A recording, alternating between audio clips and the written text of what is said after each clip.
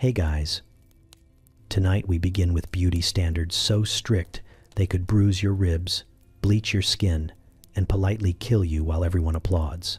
You are stepping into Victorian England, where looking healthy means looking weak, and looking desirable means looking like you might faint at any moment. The air smells like perfume and fear. Fashion magazines read like medical advice, and medical advice reads like punishment. Beauty is not about pleasure here. It is about discipline, obedience, and proving you belong. So before you get too cozy, take a second to gently tap that new hype button YouTube just added. It really does help little guys like me push through the algorithm. And be sure to like the video and subscribe, but only if you genuinely enjoy this strange little corner of quiet storytelling. Drop a comment with where you're listening from and what time it is for you. It's strangely comforting to know who else is drifting off with us around the world. Now, get comfortable, let the day melt away, and we'll drift back together into the quiet corners of the past. You arrive in Victorian England, and the first thing you notice is not the fog, not the brick, not even the smell of coal smoke politely pretending to be air. It is the way people look at you. Not directly, of course. That would be rude. They look past you, through you, and then quietly assess everything you failed to do correctly before leaving the house. Beauty here is not decoration. It is evidence. Proof that you are disciplined, respectable, and most importantly, not a problem. You learn this within minutes. Your posture gives you away first.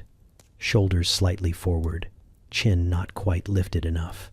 Someone clears their throat nearby, the Victorian equivalent of an alarm bell.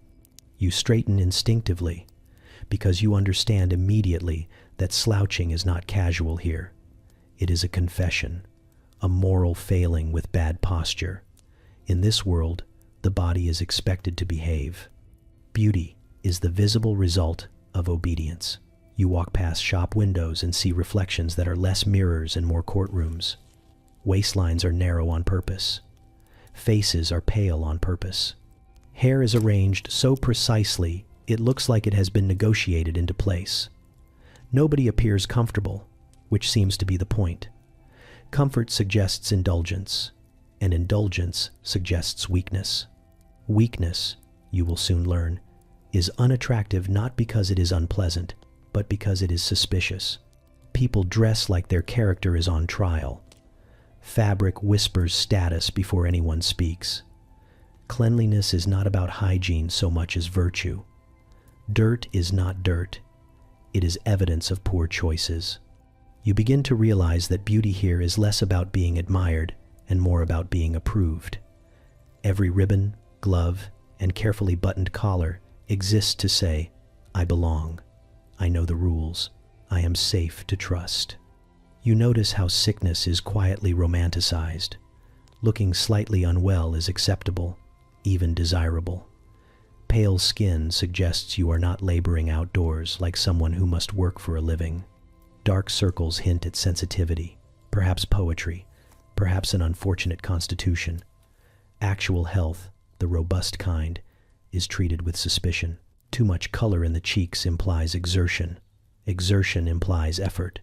Effort implies class confusion. Beauty manuals sit openly on tables, their titles gentle, their instructions ruthless. They do not ask what you want to look like. They tell you what you must look like if you expect to be taken seriously by anyone with influence. These books are written with the calm confidence of people who have never questioned whether ribs are optional.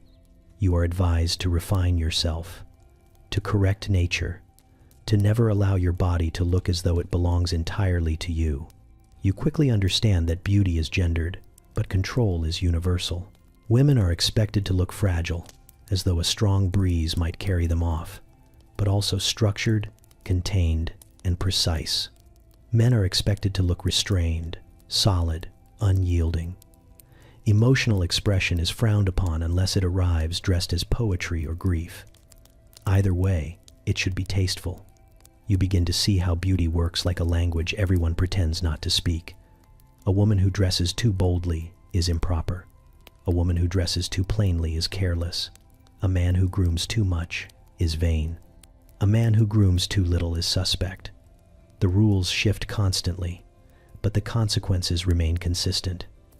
Get it wrong, and the room quietly rearranges itself to exclude you. What surprises you most is how early this starts.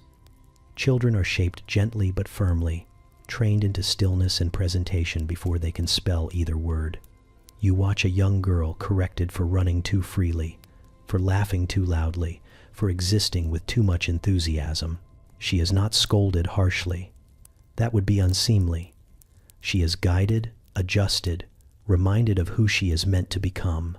Beauty is taught as responsibility. No one ever says this outright. That would be vulgar. Instead, it is implied everywhere, in glances, in advice, in the way admiration is granted conditionally. You understand that beauty here is a social contract. Fulfill your end, and you are rewarded with acceptance. Fail, and you are not punished directly. You are simply overlooked, which is worse. By the end of the day, you realize something unsettling. Beauty in Victorian England is not about pleasure or self-expression. It is about reassurance. Reassurance that the social order is intact, that people know their place, that bodies behave as expected. Looking beautiful means looking controlled, contained, and convincingly content with all of it. You catch your reflection again, adjusted posture and all, and understand the final rule. Beauty here is not meant to make you happy. It is meant to make everyone else comfortable. You learn very quickly that color is dangerous. Not bright color, not fashion color, but the kind that lives in your face when blood remembers it has somewhere to be. In Victorian England, looking alive is suspicious. It suggests movement, effort, possibly sunlight. Sunlight suggests labor, and labor suggests you belong to someone else's problem. So you learn to keep your skin pale, as though life itself has learned to whisper. Paleness here is not absence, it is performance. A careful balancing act between looking refined and looking like you might collapse gracefully onto a fainting couch at any moment.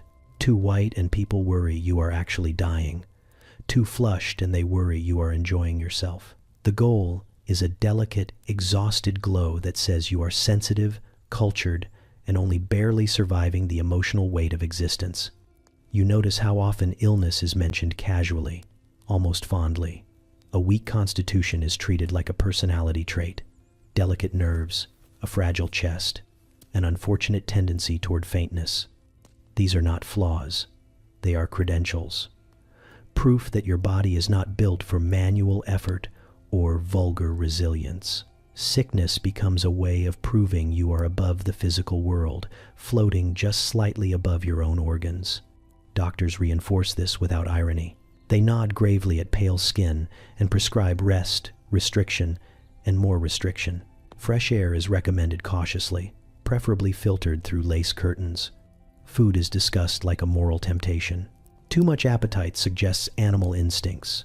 A proper Victorian body eats sparingly and apologetically, as though digestion itself is a little embarrassing. You start to notice how fashion assists in this illusion. Dresses restrict breathing just enough to make lightheadedness plausible. Fabrics are chosen to emphasize thinness, not warmth. Sleeves and collars frame the neck and wrists to highlight how little blood seems to reach them. Even men participate, cultivating a reserved, slightly drained appearance that suggests they are burdened by intellect rather than muscles. Cosmetics quietly pick up the slack. Powders lighten skin further, muting any inconvenient signs of circulation. A touch of blue pencil beneath the eyes can suggest depth, sensitivity, a soul weighed down by poetry. Nobody calls this makeup. That would be improper. It is enhancement, correction, refinement. The goal is to look as though you naturally exist on the brink of exhaustion. You begin to understand that vitality is vulgar. A healthy glow belongs to farm girls, factory workers, and people who sweat. You are meant to look untouched by exertion, as though the hardest thing you have done all day is feel too much. Pale skin becomes shorthand for gentility, proof that your life is conducted indoors among ideas, not outdoors among consequences. There is a strange comfort in this. If you look ill enough, expectations soften. You are forgiven for weakness, spared certain duties, treated gently. Sickness becomes armor. Not enough to truly stop life, but enough to shape it. A well-timed faint can end an awkward conversation. A persistent cough can excuse you from responsibilities you were never meant to shoulder anyway. But there is a cost, and you feel it in the quiet moments, in the way your body learns to associate strength with shame, in the way hunger becomes something to hide, in the way deep breaths feel rebellious. You start to perform frailty even when you do not feel it, because appearing capable invites demands. Children absorb this lesson early. You see girls praised for looking wan, boys admired for their thoughtful pallor. Anyone too energetic is gently corrected. Calm down, sit still. You look overheated. Even youth must practice restraint, especially youth. You hear people speak fondly of friends who are often unwell. She has such a delicate nature. He suffers from nerves. These phrases are delivered with affection, even admiration. The sick are interesting, the healthy are forgettable. Robustness suggests a lack of imagination.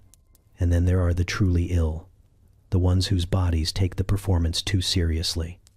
Their symptoms are downplayed, romanticized, reframed as unfortunate elegance. Real suffering is inconvenient.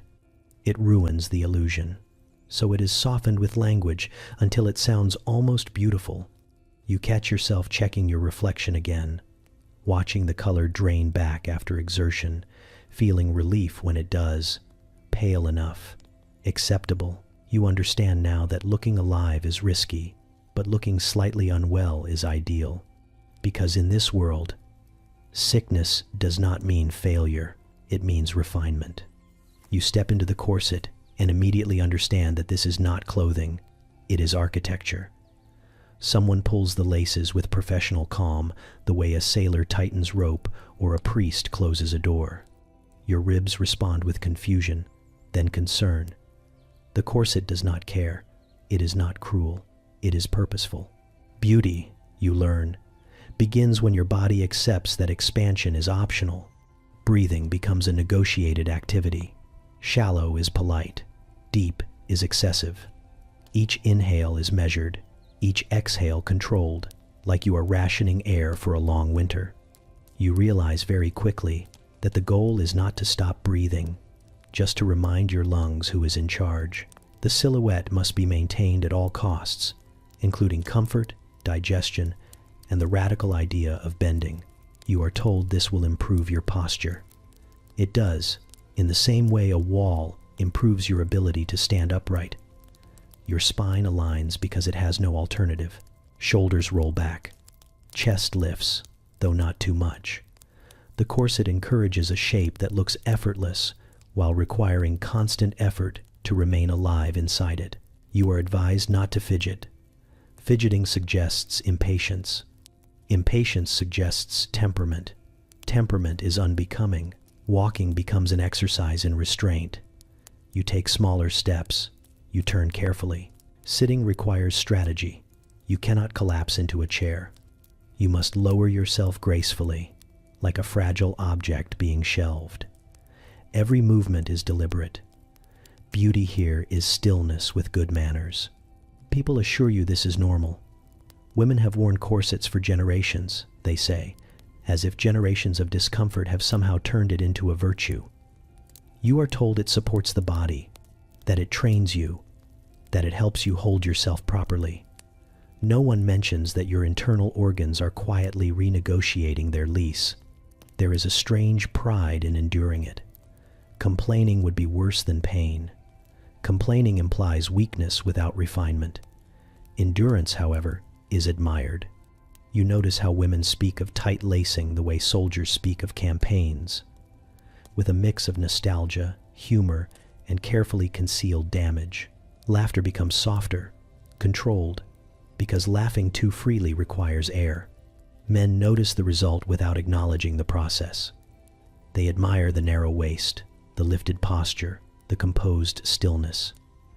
They speak of delicacy as though it appears naturally, like dew, The machinery beneath the dress remains invisible, which is exactly the point. Beauty should never look like work, especially when it is. Doctors weigh in, as they often do, with alarming confidence. Some recommend corsets for support, for alignment, for proper female form. Others caution against excess but never question the premise. The problem is never the corset. The problem is how tightly you choose to obey it. Young girls are introduced early, gently at first, a little structure, a little guidance, nothing extreme. Their bodies learn the language of compression before they learn the language of choice.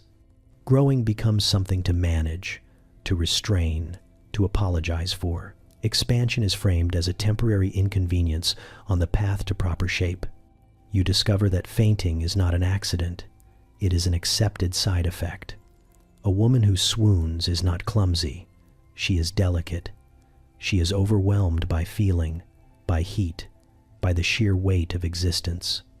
A faint draws attention without demanding explanation. It is the body speaking politely when words would be inappropriate. At social gatherings, you watch women glide rather than move. They perch on chairs, lean lightly, hold themselves as if gravity is optional. Eating is minimal, performed carefully, because food expands things. Things must not expand. You learn to take small bites, chew discreetly, and smile through the pressure blooming under your ribs. There are moments when the corset fades into the background, when your body adapts and you forget the constant constraint. That, you realize, is its greatest success. Beauty becomes something you feel only when it is threatened. A deep breath, a sudden laugh, a moment of carelessness that reminds you the structure is still there, waiting. At night, when the laces are finally loosened, your lungs flood greedily with air. The relief is immediate and unsettling. You feel larger, softer, less contained. For a brief moment, you exist without permission. Then you remember how you are meant to look, and tomorrow, you will lace yourself back into place. You discover very quickly that there is no single ideal female silhouette, only a sliding scale of acceptable shapes determined by who you are, how old you are, and whether anyone plans to marry you soon. Beauty in Victorian England is not one body type. It is a contract that keeps being revised without telling you. If you are young and unmarried, the ideal shape is narrow, almost unfinished. A small waist is essential, but so is the suggestion that you might disappear if someone exhales too close to you. You are meant to look delicate, impressionable, and slightly unaware of your own body. Curves exist only as a promise, not a fact. Too much shape suggests experience, and experience is deeply suspicious in someone who is supposed to be waiting. You learn that innocence has a silhouette. It is upright, restrained, and modestly underdeveloped. Dresses are designed to emphasize a tiny waist while smoothing everything else into polite ambiguity. Your body should suggest potential, not confidence. You are allowed to exist, but only halfway. Once marriage enters the conversation, the rules shift. Now curves become useful. A fuller bust and hips signal fertility, stability, and a reassuring ability to produce heirs without fainting permanently. The corset changes shape accordingly, redistributing emphasis like a stage manager adjusting the spotlight. You are no longer required to look fragile.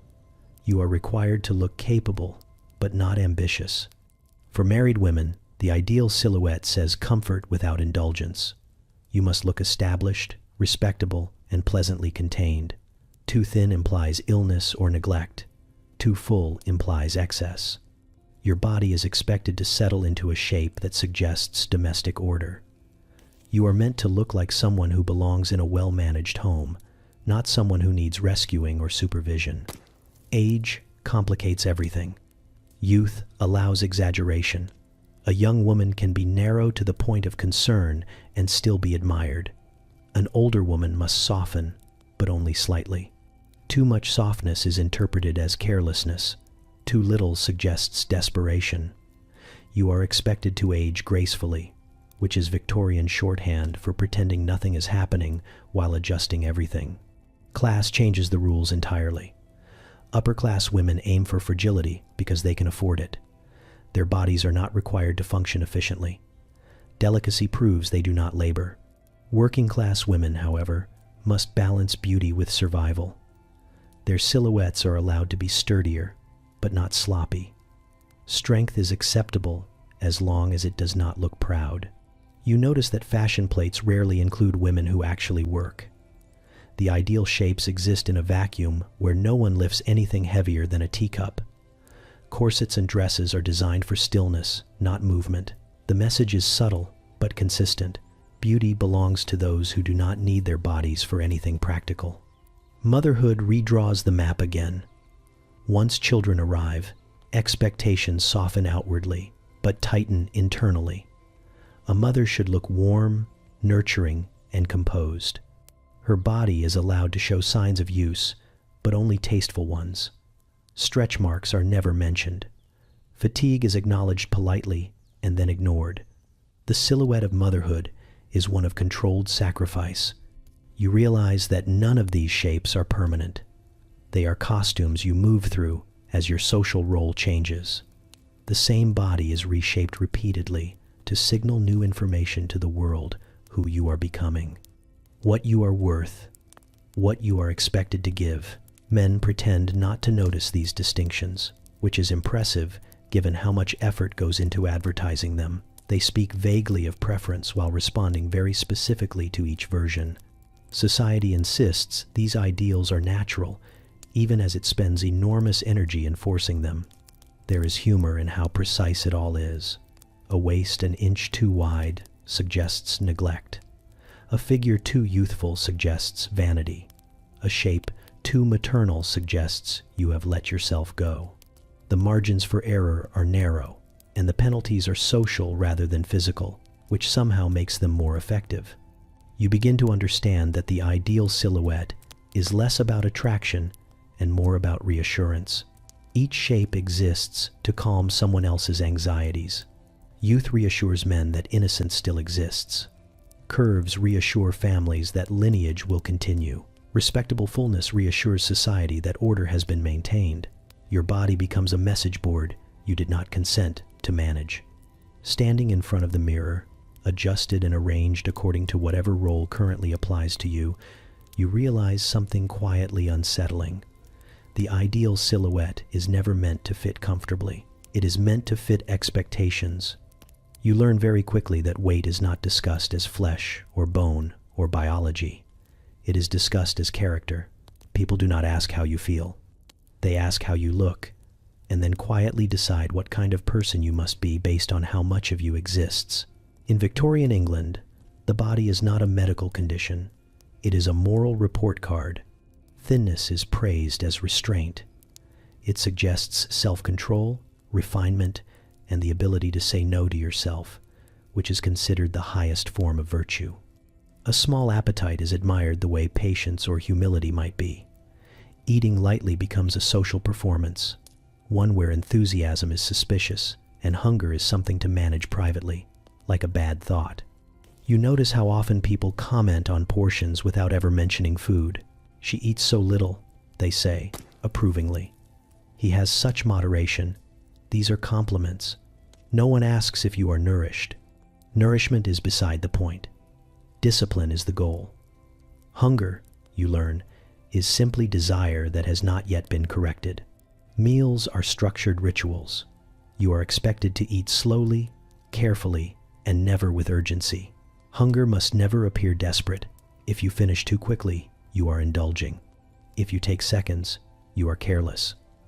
The ideal eater appears vaguely uninterested, as though food is an inconvenience politely tolerated. Doctors reinforce this with alarming enthusiasm. They warn against excess, as if calories are a moral hazard. Rich foods are blamed for weak nerves, bad tempers, and general moral decay. Appetite becomes something to suppress, especially in women. A woman who eats heartily is assumed to lack delicacy. A man who eats excessively is assumed to lack discipline. Either way, weight gain is framed as failure. You begin to understand that fat is not seen as tissue. It is seen as evidence. Evidence that someone has given in, given up. allowed comfort to overtake propriety. People speak of weight the way they speak of vice, quietly, judgmentally, and always about someone else. Fashion does not help. Clothes are designed to disguise any deviation from the approved outline. Padding can be added in the right places, removed in others, but the waist must remain narrow. The illusion of thinness matters more than the reality. If your body insists on existing beyond its assigned space, it must be corrected or concealed. Hunger is reframed as strength. Feeling empty is treated like a badge of honor. You hear women joke about skipping meals, about tight lacing making food unnecessary, about faintness as if it is a charming inconvenience. The body protesting is not a warning, it is a sign that the system is working. You start to feel proud when you ignore hunger. There is a strange satisfaction in mastering it, in proving that your needs do not control you. You tell yourself this is maturity, refinement. You stop thinking of food as fuel and start thinking of it as temptation. Working class bodies are judged differently, though not more kindly. A sturdier frame is tolerated if it looks useful. Strength is allowed when it serves labor. But even then, excess is frowned upon. Too much softness suggests laziness. Too much appetite suggests a lack of planning. Everyone is expected to manage their body responsibly, according to their station. Children are not spared. Girls are encouraged to eat lightly from an early age. Boys are praised for restraint. Hunger is treated as something to outgrow, like childish impatience. You watch young people learn to distrust their own signals, to second-guess their needs before anyone else has to. There is humor in how seriously this is taken. Entire moral judgments are made over teacups and crumbs. A person's worth can shift based on how they hold a fork. Society insists this is about health, while quietly celebrating practices that make people weak, dizzy, and unwell. You begin to realize that the fear is not fat itself. It is excess. Excess of pleasure, excess of want, excess of presence. Weight becomes a stand-in for all the ways a person might take up too much space, physically or otherwise. Standing at a table, pushing food around your plate until it looks politely touched, you feel the strange victory of restraint. Compliments follow. You are told you have such control. Your stomach disagrees.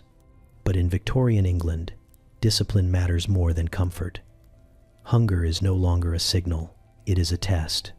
You begin to understand that hair is not just hair.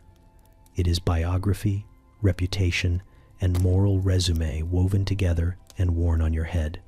In Victorian England, hair speaks before you do, and it is expected to say the right things without hesitation.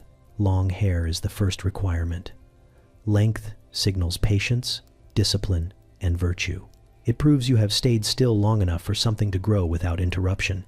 A woman with long hair is assumed to be gentle, controlled, and properly supervised by society itself. Cutting it short, without a socially acceptable reason, is treated less like a style choice and more like a personal confession delivered far too loudly. Hair is meant to be abundant, but restrained. Thick, glossy locks are admired, but only when arranged modestly. Loose hair is intimate, almost indecent, reserved for bedrooms, illness, or dramatic literature.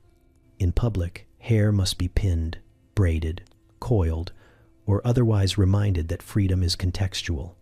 You notice how much time is spent managing it. Brushes glide through strands with ceremonial care. Oils are applied sparingly.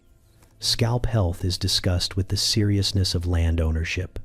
Hair is nurtured not for pleasure, but for presentation. A woman's hair is one of her most valuable visible assets, and it must be protected accordingly. Virtue is braided into it quite literally. Young unmarried women wear their hair in softer styles, signaling youth and availability, though availability must never look intentional. Married women adopt more severe arrangements, hair pulled back firmly as if to announce that frivolity has been retired. Age tightens styles further. Hairlines recede under hats and pins, quietly managed and never acknowledged. Men participate differently but no less deliberately. Hair should be neat, controlled, and respectable. Too long suggests eccentricity. Too styled suggests vanity. Facial hair becomes its own moral statement, carefully groomed to suggest authority without indulgence. A beard can signal wisdom or rebellion, depending entirely on how politely it is trimmed. You also learn that hair color matters. Dark hair carries associations of seriousness and depth. Blonde hair suggests youth and softness, sometimes innocence. Red hair is treated cautiously, admired in art, and distrusted in life. People pretend these associations are natural while reacting to them with alarming consistency. Then there is the problem of cooperation. Hair does not always behave. It frizzes, it thins, it refuses to shine no matter how much oil you negotiate with it. When this happens, the blame falls quietly on you. Poor hair suggests poor habits, stress, improper care, a lack of discipline. No one considers that bodies vary. Variation is inconvenient. Women whose hair thins or falls out face particular scrutiny. Hair loss is not treated as a medical issue, but as a loss of femininity itself. Wigs and hairpieces step in discreetly, never acknowledged, always maintained. Pretending nothing is wrong becomes part of the ritual. Illness complicates things. Fever dulls shine. Long sickness can thin hair noticeably. In these cases, sympathy is extended, but only briefly. Prolonged imperfection becomes uncomfortable. Hair must recover on schedule or be hidden creatively. Children absorb these rules early. Girls are taught to sit still while their hair is brushed into compliance. Complaints are discouraged. Beauty requires endurance. Boys learn to keep hair neat, clean, and forgettable. Attention should never linger on a man's hair for too long. You start to see hair as labor. Hours of brushing, pinning, curling, braiding, and restraining go into creating an appearance of effortless virtue. Compliments follow. Your hair looks lovely today. What they mean is, you have succeeded at appearing acceptable. There is humor in how seriously this is taken. Entire judgments are made over stray curls. A single loose strand can shift an impression. A hat removed at the wrong moment reveals more than intended. Hair becomes a quiet anxiety, always present, always monitored. When your hair refuses to cooperate, when it falls flat or rebels against pins, you feel the social pressure tighten. You are not just having a bad hair day. You are failing to perform stability. Standing in front of the mirror, hands tired from arranging yourself into respectability, you realize the truth. In Victorian England, hair is not meant to express who you are. It is meant to reassure everyone else that you are under control. You confront skin care and quickly realize that Victorian England treats the face like a battlefield where science has not yet arrived, but confidence has. The goal is clear skin, luminous skin, virtuous skin. The methods are experimental at best and quietly lethal at worst. No one seems concerned. Beauty, after all, has always required a little faith. You begin with washing, which is not the soothing ritual it will one day become. Water is used cautiously. Too much washing is believed to weaken the skin, opening it up to drafts, illness, and moral decay. Soap exists, but it is harsh and often avoided. Instead, the face is dabbed, wiped, and politely negotiated with. Dirt is offensive, but cleanliness must never look excessive. Then come the products. Creams, salves, lotions, and powders arrive in elegant jars with reassuring labels and absolutely no ingredient lists. You are expected to trust them. These mixtures promise smoothness, brightness, and refinement. Some smell floral. Others smell faintly medicinal. A few smell like something you should not put on your face, which only adds to their credibility. Powder is essential.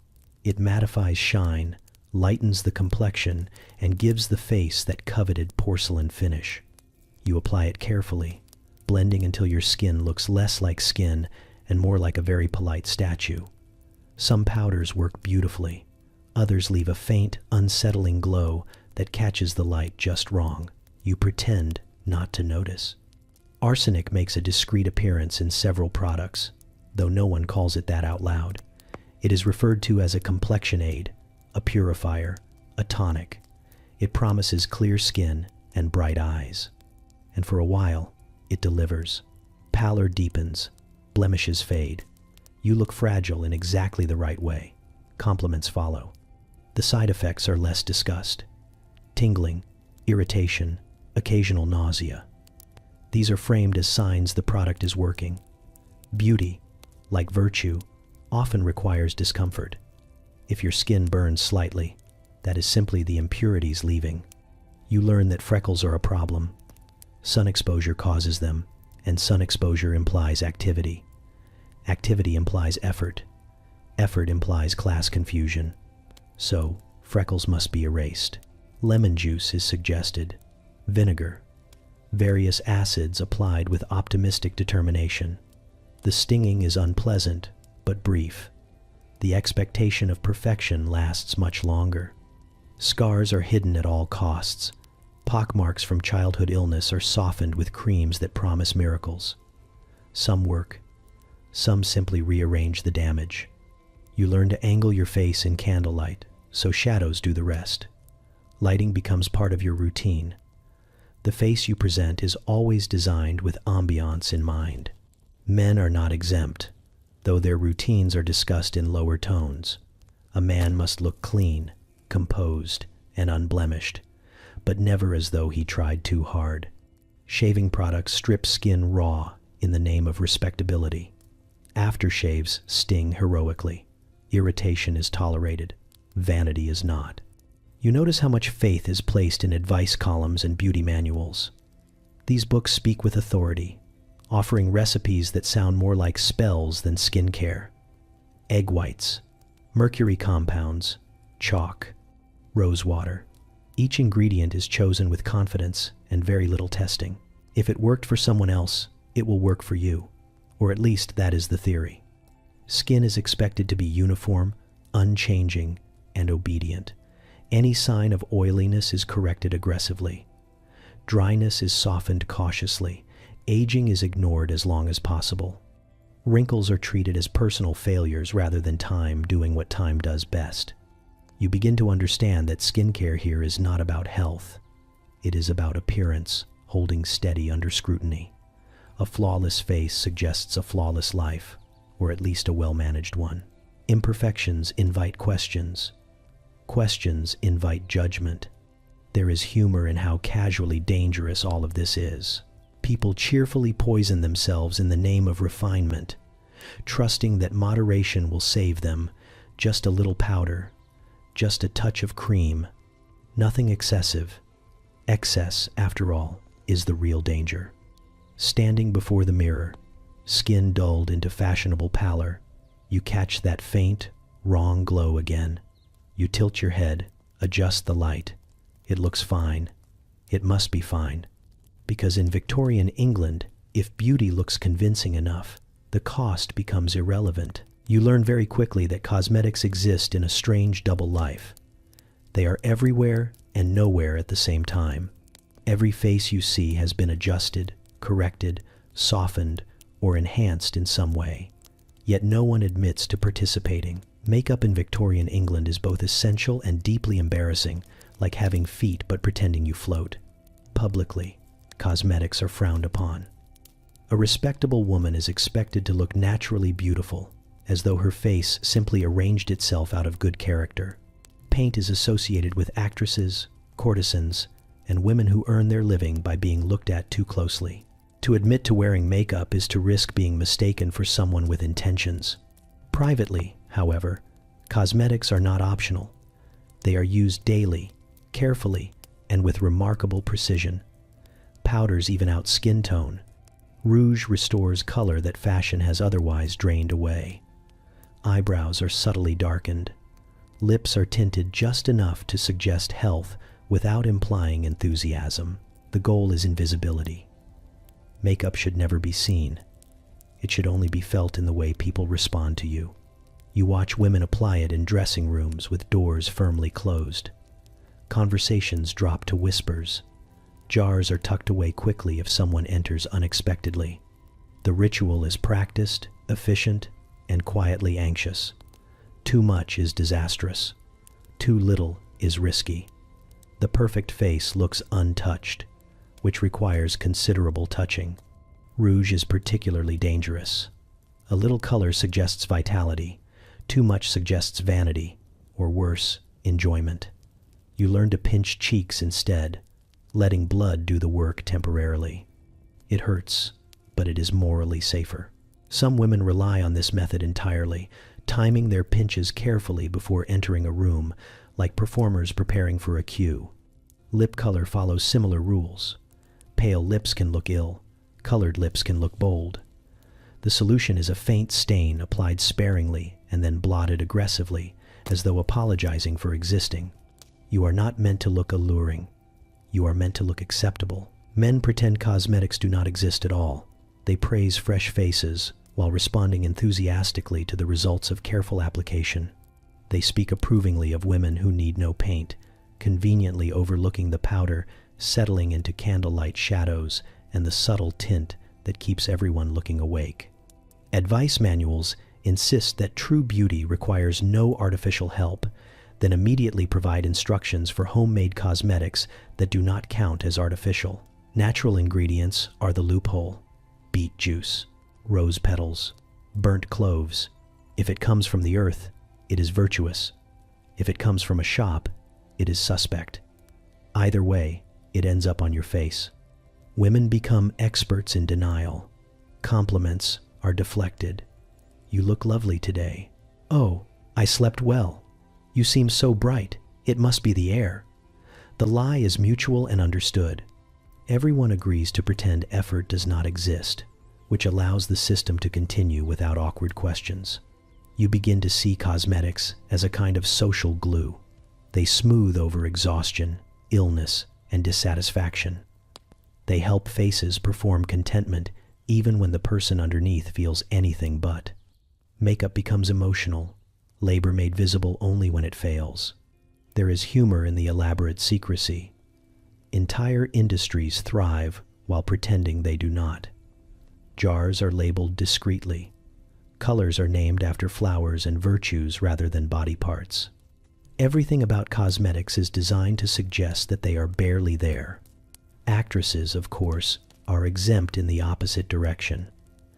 Their visible makeup is tolerated because it is expected. Their beauty is acknowledged as performance, which makes it safer.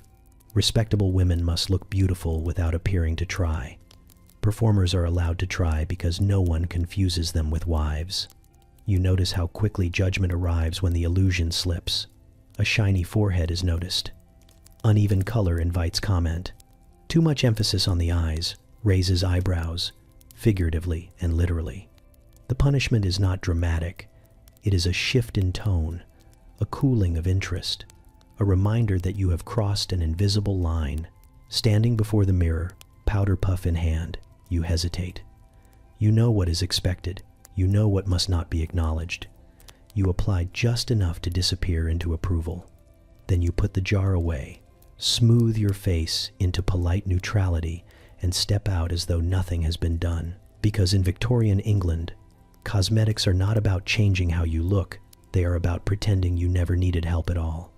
You learn that beauty in Victorian England is not only worn, it is measured, sometimes literally. Inches matter, fractions of inches matter, and the smaller the number, the louder the approval. Feet are the first giveaway. Tiny feet are admired with a reverence that borders on obsession. Shoes are narrow, stiff, and utterly unforgiving. A small foot suggests refinement, delicacy, and a life lived above the ground rather than on it. You are not meant to walk far or fast. You are meant to glide short distances between acceptable locations. Large feet are treated like an unfortunate personality trait. They are never mentioned directly. Instead, compliments avoid the subject entirely. Shoes are chosen carefully to disguise length, to compress width, to convince the eye that reality has been slightly exaggerated. Foot pain becomes a background condition, like weather, always present, never addressed. Hands come next. Slender fingers, narrow palms, and visible knuckles are ideal. Hands reveal class immediately. Soft hands suggest leisure, Rough hands tell stories no one wants to hear. Gloves exist to correct this problem, smoothing over evidence of labor, hiding imperfections, and adding a layer of polite distance between you and the world. You learn how to hold your hands properly, fingers relaxed but controlled, never clenched, never splayed. Hands should appear decorative rather than functional. They are for holding teacups, fans, and letters, not for gripping or gesturing wildly. Excess movement suggests passion. Passion suggests chaos. Gestures themselves are carefully regulated. Everything must be small. A nod instead of a bow. A slight tilt of the head instead of a turn. Even laughter is expected to stay within bounds. Broad gestures take up space, and taking up space is dangerous if you are not entitled to it. You notice how much effort goes into minimizing presence. People fold inward, arms stay close to the body, elbows behave, bodies learn to exist compactly, like furniture arranged to make a room feel larger. The goal is not invisibility, but containment. Advice manuals outline this with alarming specificity. How to sit without spreading skirts too widely. How to rise without shifting weight too obviously. How to accept an object without reaching for it. Everything is choreographed. You are not moving through space. You are negotiating it. Men are taught their own version of this restraint. Their gestures should be controlled, economical, and purposeful. Too much animation suggests lack of seriousness. Too little suggests coldness. Even masculinity is measured in moderation. Children absorb these rules early. You see young girls corrected gently when their movements become too free. Sit properly. Hands in your lap. Do not fidget. Boys are instructed to stand straight, to keep their limbs in check. The body learns discipline before the mind understands why. There is humor in how extreme this becomes. Entire social judgments are made based on how someone crosses a room. A woman who walks too quickly is assumed to be anxious. A man who gestures too broadly is assumed to be unreliable. Everyone becomes an amateur physiognomist, reading character in wrists and ankles. Dance offers a controlled release. Here, movement is allowed, but only within strict patterns. Steps are rehearsed, gestures prescribed. Grace is permitted because it follows rules. Improvisation is discouraged. Beauty must remain predictable. You begin to notice how exhausting this is. Every movement requires awareness. Every shift of weight is monitored. Even when alone, your body remembers the rules. You sit smaller, move quieter, take up less room without thinking. And yet, there is a strange satisfaction when you get it right, when your movements are praised as elegant, when someone remarks on your dainty hands or refined manner. These compliments land because they confirm you are succeeding at something invisible but vital. Standing in a crowded room, holding yourself carefully within the approved dimensions, you realize something unsettling. Beauty here is not about how you look when still.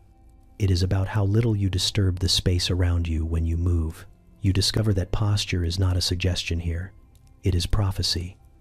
The way you hold yourself announces your future long before you open your mouth. In Victorian England, a straight spine is not about health or comfort. It is about promise. Slouching is treated as a warning sign, like smoke before a fire, quietly suggesting everything that might go wrong with you if left unchecked. From the moment you enter a room, your back is speaking on your behalf. Shoulders back means confidence, discipline, reliability. Chin lifted but not defiant means self-respect without arrogance. Every angle of your body delivers a message, and society is fluent in reading it. You realize quickly that posture is less about bones and more about obedience. Children are trained relentlessly. Sit up straight. Stand properly. Do not lean. Do not sprawl. Furniture is chosen to enforce this. Chairs designed to discourage comfort and reward stillness. Desks demand attention. Beds even seem to expect restraint. The body is never allowed to forget it is being watched, even when alone. You notice how often adults correct posture without thinking. A hand lightly presses between shoulder blades. A quiet cough signals disapproval. Advice is offered constantly, framed as concern. You will ruin your figure. You will damage your health.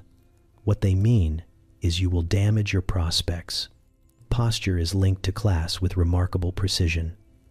The upper classes stand as though supported by invisible strings. Their stillness reads as confidence because it is learned early and reinforced often. The working classes, bent by labor and necessity, are judged harshly for bodies shaped by survival. A curved back becomes shorthand for a limited future. Women are scrutinized most closely. A straight posture lifts the chest, narrows the waist, and presents the body correctly. Slouching ruins lines, invites gossip, and suggests a lack of discipline. A woman who carries herself poorly is assumed to manage everything else poorly too. Housekeeping, child-rearing, morality, all apparently stored in the spine. Men are not exempt. A man who slouches looks weak, indecisive, or lazy. Military posture is admired even outside military life. Standing tall implies authority. A drooping stance implies failure to command oneself, let alone others. Corsets and braces assist with this, enforcing alignment whether you want it or not. They train muscles through repetition and discomfort. Over time, your body learns the shape expected of it. Straightness becomes habit. Slouching feels wrong, almost shameful, like speaking out of turn. You begin to understand how posture influences opportunity. Teachers favor upright students. Employers trust those who stand confidently. Suitors notice carriage before conversation. Even strangers respond differently depending on how you hold yourself. Your spine becomes a resume. There is humor in how exaggerated this becomes. Entire lectures are delivered about the dangers of poor posture. Doctors warn that slouching leads to illness, moral weakness, and a general slide into ruin. No one questions this logic. It feels obvious. If you cannot hold yourself upright, what else are you failing to hold together? You catch yourself adjusting constantly, straightening when you walk, sitting perched rather than relaxed, standing even when your feet ache because sitting improperly feels worse than pain. Your body learns vigilance. Over time, posture becomes identity. You no longer correct yourself consciously. You simply exist within the approved alignment. You look composed even when you are tired. You appear confident even when you are uncertain. The performance becomes automatic. And then you see someone slouch, just a little. Their shoulders droop, their head tilts forward. The room responds subtly. Interest cools, authority diminishes. Nothing dramatic happens, but something closes quietly. You realize then why posture matters so much here. In Victorian England, standing straight is not about looking good. It is about convincing the world you deserve what comes next. You step into the world of men's beauty standards, expecting relief, maybe even freedom, and instead find a different cage built from ironed fabric and emotional restraint. Here, beauty is not discussed openly, because discussing it would imply concern, and concern would imply vanity. But the rules are just as strict, just quieter, enforced through silence rather than powder. A respectable man is meant to look severe, not cruel, not unkind, just firm, as though smiling too much might weaken the foundations of the empire. His face should be composed, his expression controlled, his emotions filed down to a manageable edge. Youthful softness is tolerated briefly, then trained out. Maturity arrives wearing stiffness like a badge. Hair is kept short, neat, and obedient. No curls spilling into personality, no wildness suggesting imagination. Every strand is expected to know its place. Hair oil is used sparingly, enough to signal care, never enough to suggest enjoyment. The ideal head looks maintained but uninterested in being admired. Clothing does most of the work. Dark colors dominate, absorbing attention rather than attracting it. Lines are straight, shoulders squared, everything built to project solidity. A well-dressed man should resemble architecture. Stable, predictable, not decorative. Fashion exists, but only within narrow margins. Too much style suggests frivolity. Too little suggests neglect. The balance is delicate and closely watched. The body underneath must remain controlled. A man should appear capable but not indulgent. Strength is admired when it looks effortless. Muscles earned through labor or sport are acceptable. Muscles displayed for their own sake are suspicious. The ideal male body suggests readiness, not pleasure. Movement is restrained.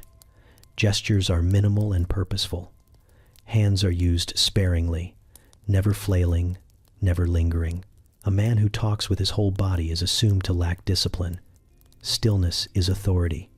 Silence is power. Taking up space is allowed only if it looks intentional. Facial hair becomes a careful negotiation. A beard can suggest wisdom or rebellion depending entirely on how carefully it is trimmed. Whiskers must look deliberate, never lazy. Shaving is its own ritual, blades scraping skin raw in the name of respectability. Cuts are tolerated. They prove seriousness. Scent is controlled too. A man may smell clean, faintly soapy, perhaps lightly cologned. Strong fragrance is frowned upon. It suggests artifice, or worse, desire. Desire is dangerous. Desire leads to mistakes, and mistakes leave marks on reputations. Age reshapes expectations. Young men are allowed a little softness, a little uncertainty. Older men must harden visibly. Lines on the face become assets. Gray hair signals authority. Any attempt to appear youthful is quietly mocked. A man must wear time proudly, even when it weighs him down. Class sharpens everything. Upper-class men aim for an appearance of effortless dominance. Their restraint reads as confidence because their position cushions it. Working-class men are judged more harshly. Their bodies are expected to show strength without coarseness, endurance without complaint. Any deviation is noticed. You realize how much effort goes into making it look like no effort at all. The pressed shirt, the polished boots, the controlled voice. All of it communicates reliability. Men are expected to look like they could handle anything, even if they never will. Emotion is managed carefully. Too much feeling shows weakness. Too little shows cruelty. The acceptable range is narrow and constantly shifting. A man must appear steady, even when nothing inside him is. There is humor in how rigid this becomes. Entire lives are shaped around avoiding excess. Excess joy, excess grief, excess interest in one's own reflection. Men become experts in moderation, not because it feels good, but because it feels safe. Standing among them, mirroring their posture and tone, you feel the weight of it, the discipline, the denial, the quiet pressure to become unremarkable in exactly the right way. You understand then that men are not exempt from beauty standards here. They are simply expected to endure them without acknowledgement. You examine facial hair and realize it is doing far more work than anyone admits. In Victorian England, a beard is not just hair on a face. It is a statement, a credential, and sometimes a warning. Masculinity here is groomed into place carefully, even when everyone pretends it simply grows that way. Clean-shaven faces once signaled civility and modernity, but now whiskers have marched back into fashion with authority. Beards suggest wisdom, maturity, and seriousness. They imply that a man has seen things, endured them, and come out sturdier on the other side. A full beard carries the weight of experience, even if the man wearing it has done little more than attend dinners and nod thoughtfully. But not all beards are equal. Length matters, shape matters. A beard must look intentional, never wild. Too unruly, and it suggests disorder, perhaps even radical ideas. Too manicured, and it suggests vanity. The ideal beard looks effortless while requiring constant maintenance, a contradiction that feels deeply Victorian. Mustaches become their own language. Curled tips suggest flair and confidence, sometimes bordering on arrogance. A neatly trimmed mustache reads as respectable and controlled. A drooping one implies carelessness. Men learn quickly that a few stray hairs can alter how seriously they are taken. Shaving is no less symbolic. A clean-shaven man must look sharp, precise, and deliberate. His jawline is expected to communicate firmness. Any softness must be corrected with posture and expression. Shaving cuts are tolerated. They are proof of effort, little badges of dedication to appearance without admitting concern for it. Grooming routines are conducted quietly. Brushes, oils, razors, and scissors appear behind closed doors. Men do not discuss these rituals openly. To do so would risk acknowledging that masculinity requires upkeep. Instead, the results are presented as natural outcomes of character. Scent plays a role here too.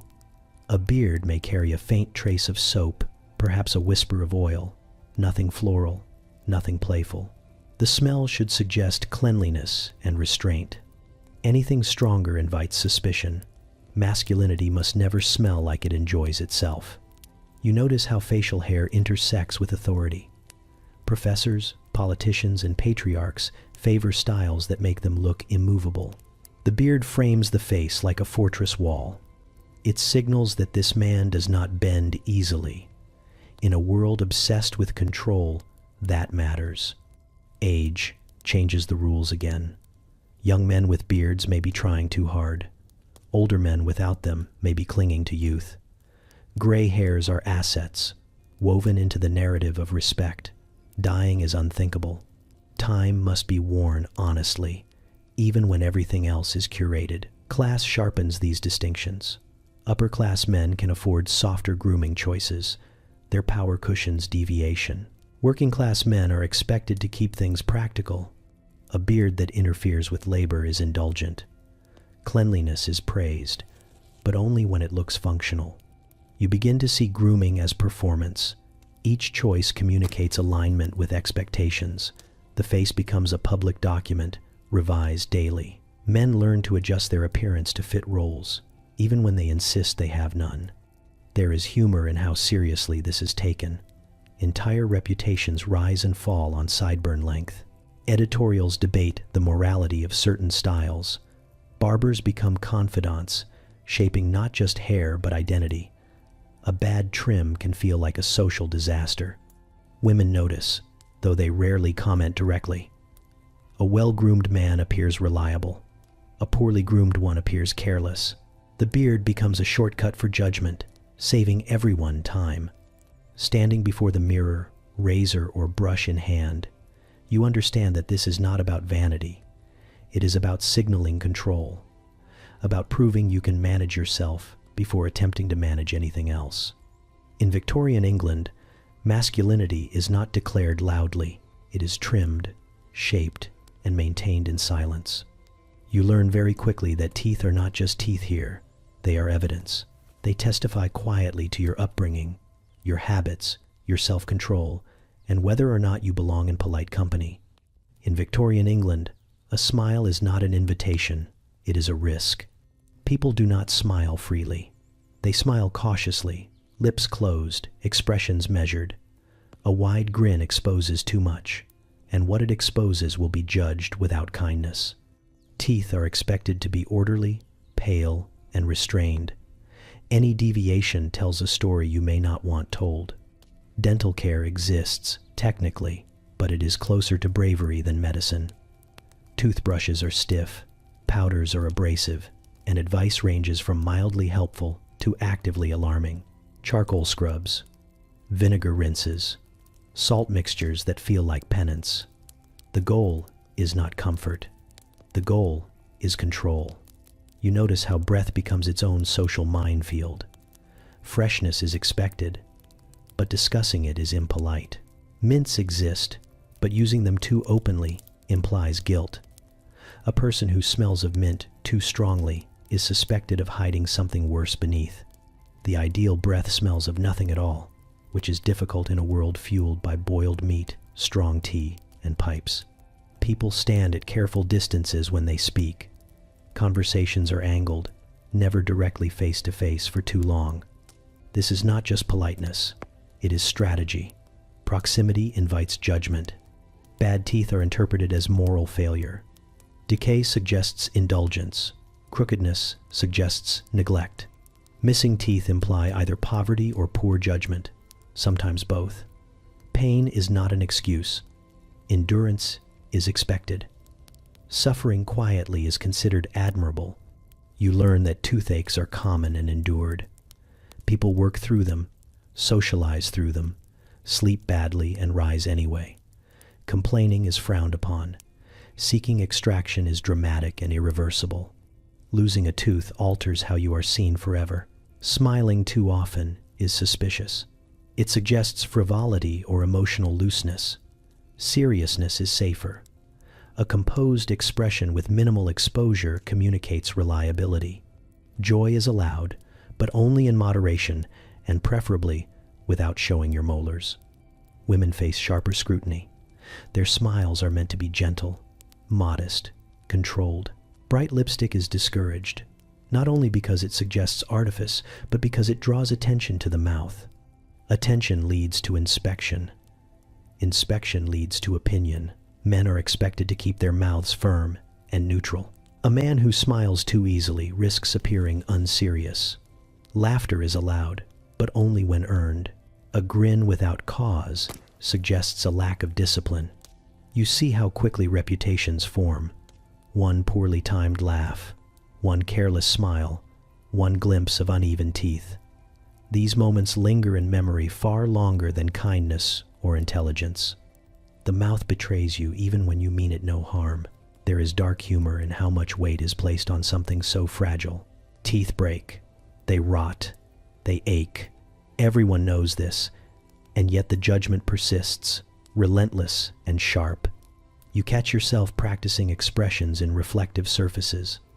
Lips closed, smile softened, teeth hidden. You learn to laugh behind your hand, to cough strategically, to angle your head just so. The choreography becomes second nature. Breath awareness follows. You avoid certain foods before social events. You rinse discreetly. You chew herbs when no one is looking. You become hyper-aware of the space between you and others, measuring it constantly. The irony is impossible to miss. A society obsessed with restraint lives in constant fear of accidental exposure. One open mouth can undo years of careful presentation. And yet, when you finally witness someone smile freely, truly freely, it feels almost shocking. Their teeth imperfect, their laughter unguarded. For a brief moment, the rules dissolve. Then the room notices. And the room remembers. You understand then why smiles are rationed here, why mouths are managed like reputations. In Victorian England, beauty does not live in the smile. It lives in knowing when not to show one. You explore fashion magazines and advice manuals expecting inspiration and instead find something closer to a polite ultimatum. These publications do not suggest. They instruct. They do not flatter. They warn. Every page feels like it has been written by someone who is disappointed in you personally, despite never having met you. The covers promise improvement in calm, respectable fonts. How to refine your appearance. How to correct common errors. How to avoid becoming that woman. The tone is gentle only on the surface. Underneath, it hums with consequence. Follow this guidance and you may succeed. Ignore it and society will notice immediately.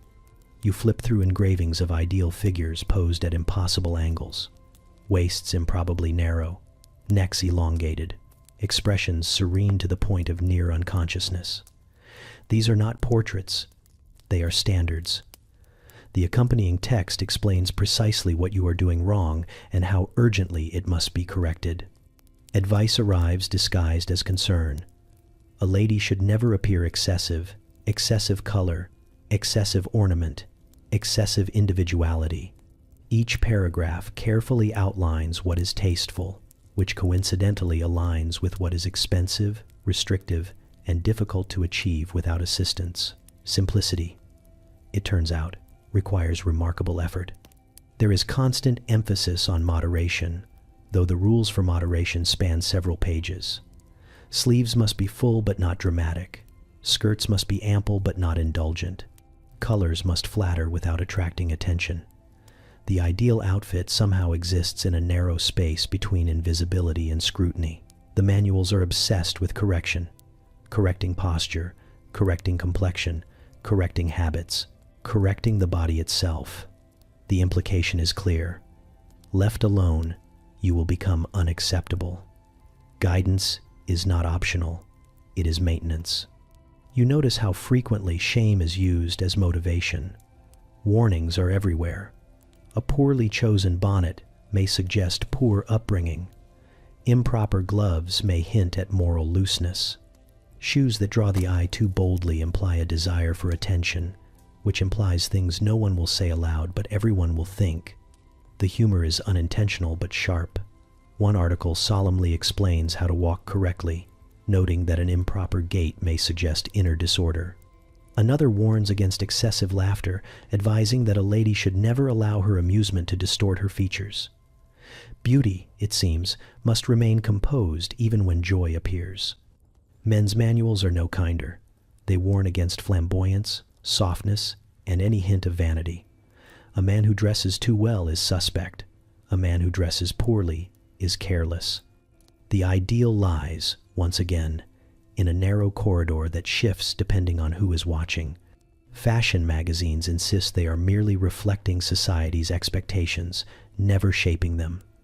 They present rules as natural truths. This is what is admired. This is what is avoided. No alternatives offered. No dissent entertained. Illustrations reinforce the message. Before and after figures demonstrate transformation through compliance. The before is always slouched, poorly dressed, vaguely miserable. The after stands straight, dressed correctly, and looks relieved, as though saved from something unspeakable. You realize these publications are not about creativity. They are about control. They provide a shared script so everyone knows how to judge everyone else. Deviating from it is framed not as personal expression, but as social risk. There is an undercurrent of urgency. Trends change, advice updates. What was acceptable last season may now be unforgivable. Staying beautiful requires constant vigilance. Falling behind is easy, catching up is expensive. You find yourself reading more closely than you want to admit, measuring yourself against the diagrams, adjusting imaginary hems, correcting posture without realizing it. The manuals work because they make you complicit. Occasionally, a sentence cuts deeper than the rest. A remark about how neglect reflects character, a warning that appearance reveals the soul. These ideas settle quietly and stay. By the time you close the magazine, you feel informed and insufficient, educated and uneasy. Exactly as intended, in Victorian England, fashion advice is not about looking good. It is about avoiding becoming a cautionary example. You witness beauty rituals not taught so much as inherited, handed down quietly in bedrooms and washrooms like family secrets that come with instructions and consequences. Mothers do not frame these lessons as indulgence or self-care. They frame them as survival. Sit still. Hold your breath. Do not complain. This is for your own good. The first lesson is always observation. You watch before you are allowed to touch anything. How she powders her face lightly, never admitting it is powder. How she pins her hair with practiced tension, tight enough to obey but loose enough to look effortless. How she checks her reflection not for admiration, but for errors. You learn quickly that mirrors are not for vanity. They are for correction. She speaks gently, but the message is firm. Beauty is not something you enjoy. It is something you maintain. She warns you about skin, about posture, about how quickly society notices when a girl lets herself go.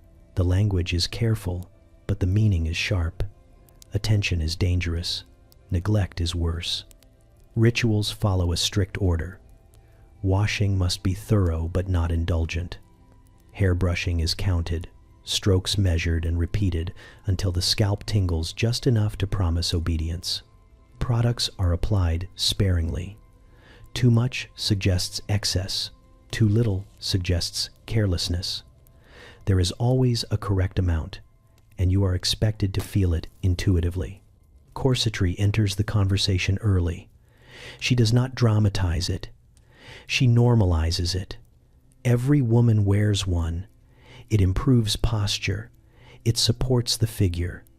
She does not mention discomfort unless you do, and even then, it is reframed as adjustment. You will get used to it. Everyone does. Food becomes part of the ritual too. Portions are discussed quietly. Hunger is acknowledged, but managed. A little emptiness is treated as refinement. She reminds you that self-control is admired. Appetite is something to be trained, not trusted. Hair care is layered with symbolism. Long hair is praised. It signals patience, health, virtue. Cutting it is discussed like a last resort. Only illness or disgrace justifies it. You are taught to protect it, braid it, hide it when necessary. Hair is power here, and power must be managed carefully. She tells you stories while she works, not fairy tales. Examples: the girl who laughed too loudly, the woman who dressed too boldly, the cousin who gained weight after marriage and became invisible. These are not told with cruelty. They are told with concern. This is what happens if you are careless. There is humor sometimes, dry and brief. A comment about how ridiculous fashion can be, a quiet joke about impossible standards. But it never lasts. The rules remain. Humor does not erase consequence. You notice how little choice is involved. The rituals are presented as facts, not preferences. This is how things are done. This is what works. This is what keeps you safe. Any deviation is framed as risk, not rebellion. As you grow, the lessons intensify. Skin must be protected from sun and scrutiny. Smiles must be moderated. Movement must be controlled. You are reminded constantly that everything you do is noticed, interpreted, remembered. There is tenderness in these moments, but it is layered with anxiety. She wants you to succeed. She wants you to be accepted. She wants to spare you the pain she knows too well. Her hands are careful, practiced, sometimes trembling slightly when she tightens a lace or adjusts a pin. One evening, as she finishes, she pauses longer than usual. She looks at you, really looks. There is something unspoken there, not pride, not joy, something closer to worry. She tells you this is not about beauty. It is about being treated well. Years later, you realize these rituals were never gifts. They were warnings wrapped in routine. Love expressed through preparation, fear disguised as guidance. In Victorian England, beauty is not taught to make you shine. It is taught to keep you from being punished for existing. You see quickly that beauty here is not universal. It bends depending on who you are, where you stand, and how much money cushions your mistakes. The same feature admired on one body becomes an offense on another. Elegance, you learn, is not a look. It is permission. Among the wealthy, softness reads as refinement. Pale hands untouched by labor are praised for their delicacy. A slender figure suggests leisure, restraint, and the luxury of choice. Time itself seems to smooth their edges. If a lady moves slowly, it is graceful. If she speaks softly, it is tasteful. If she eats little, it is admirable. The poor are judged by an entirely different ruler. Strength becomes necessity, not virtue. A sturdy body means work, survival, resilience. But instead of admiration, it earns suspicion. Hands marked by labor are read as coarse. A healthy appetite becomes greed. Loudness becomes vulgarity. The same traits that keep people alive are treated as aesthetic failures. Clothing reveals everything. Rich fabrics forgive excess. Lace, silk, velvet. These materials can be layered, ornamented, indulged. When wealth drapes itself in decoration, it is considered cultured. When poverty attempts the same, it is labeled gaudy. Too much color on the wrong person is not enthusiasm. It is a crime against taste. You notice how posture changes meaning. An upright stance on a well-dressed body signals confidence. The same stance on a laborer can be read as defiance. Slouching among the wealthy appears relaxed, even charming. Slouching among the poor confirms every stereotype. Bodies are read differently depending on who owns them. Cosmetics expose the divide sharply. Pale skin on an upper-class woman suggests refinement and careful living. Pale skin on a working woman suggests illness or weakness. Color in the cheeks is charming on one face, improper on another. Makeup is allowed only when it looks invisible and costs enough to pretend it is not makeup at all. Hair follows similar rules.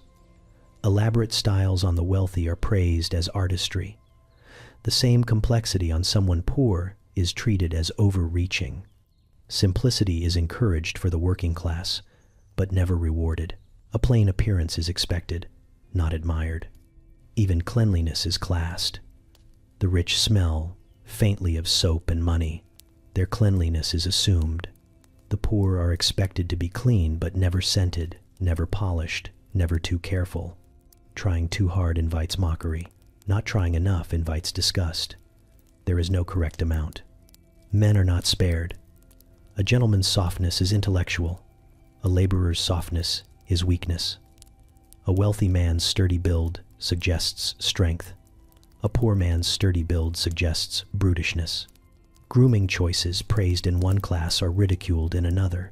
You begin to see how taste itself is guarded.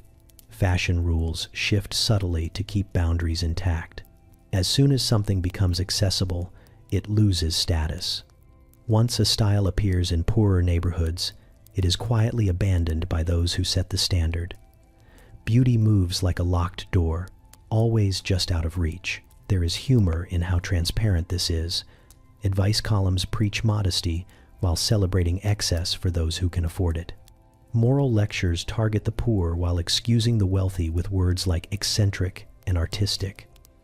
The rules pretend to be about aesthetics, but they function as fences. You realize that beauty here is a language of belonging. It tells others where you come from and where you are allowed to go. Deviating from your assigned aesthetic does not elevate you. It irritates people who benefit from the order. Occasionally, you witness someone crossing these lines successfully. A working woman dressed impeccably, carrying herself with quiet confidence. The response is mixed. Admiration tinged with resentment. Curiosity edged with suspicion. She is praised for effort, but reminded constantly of her place. The lesson becomes clear. Beauty is not judged on its own merits. It is weighed against expectation. What looks natural on one person looks inappropriate on another. Standing between these worlds, watching the same features praised and punished depending on class, you understand the quiet cruelty of it. In Victorian England, beauty does not erase hierarchy, it reinforces it. You experience what it means to be plain here, and it is not neutrality, it is not rest. It is a social condition with consequences that unfold quietly, almost politely, until you realize how much has been taken from you without announcement. Being plain does not mean ugly. It means unremarkable in the wrong way. Your features fail to trigger admiration or concern. They simply pass through rooms unnoticed. Conversations move around you as if you are furniture that has always been there. Doors are not slammed in your face. They are simply never opened. You learn this first in drawing rooms and shops.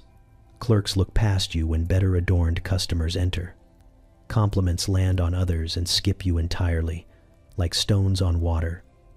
No one is cruel outright. That would require effort. Indifference is cheaper and far more effective. Improper adornment makes things worse. A ribbon tied slightly wrong. Gloves worn too long. Shoes polished inconsistently. These small missteps are cataloged immediately. They signal ignorance rather than rebellion, and ignorance is unforgivable. People assume you have not learned the rules, which means someone failed you, or you failed to listen. You notice how quickly assumptions form. If your dress is too plain, you must be dull. If your colors clash, you must be careless. If your jewelry is outdated, you must be behind in more ways than one. Appearance becomes shorthand for character. No questions asked. Invisibility has a strange weight. You are present, but not accounted for. Opinions offered by you drift away, unacknowledged. Your laughter fades into the room without echo. You are not disliked. You are simply not factored in. There is dark humor in how much effort invisibility requires. You must actively fail to meet expectations. You must miss trends, misunderstand rules, or lack resources consistently. Plainness is not accidental here.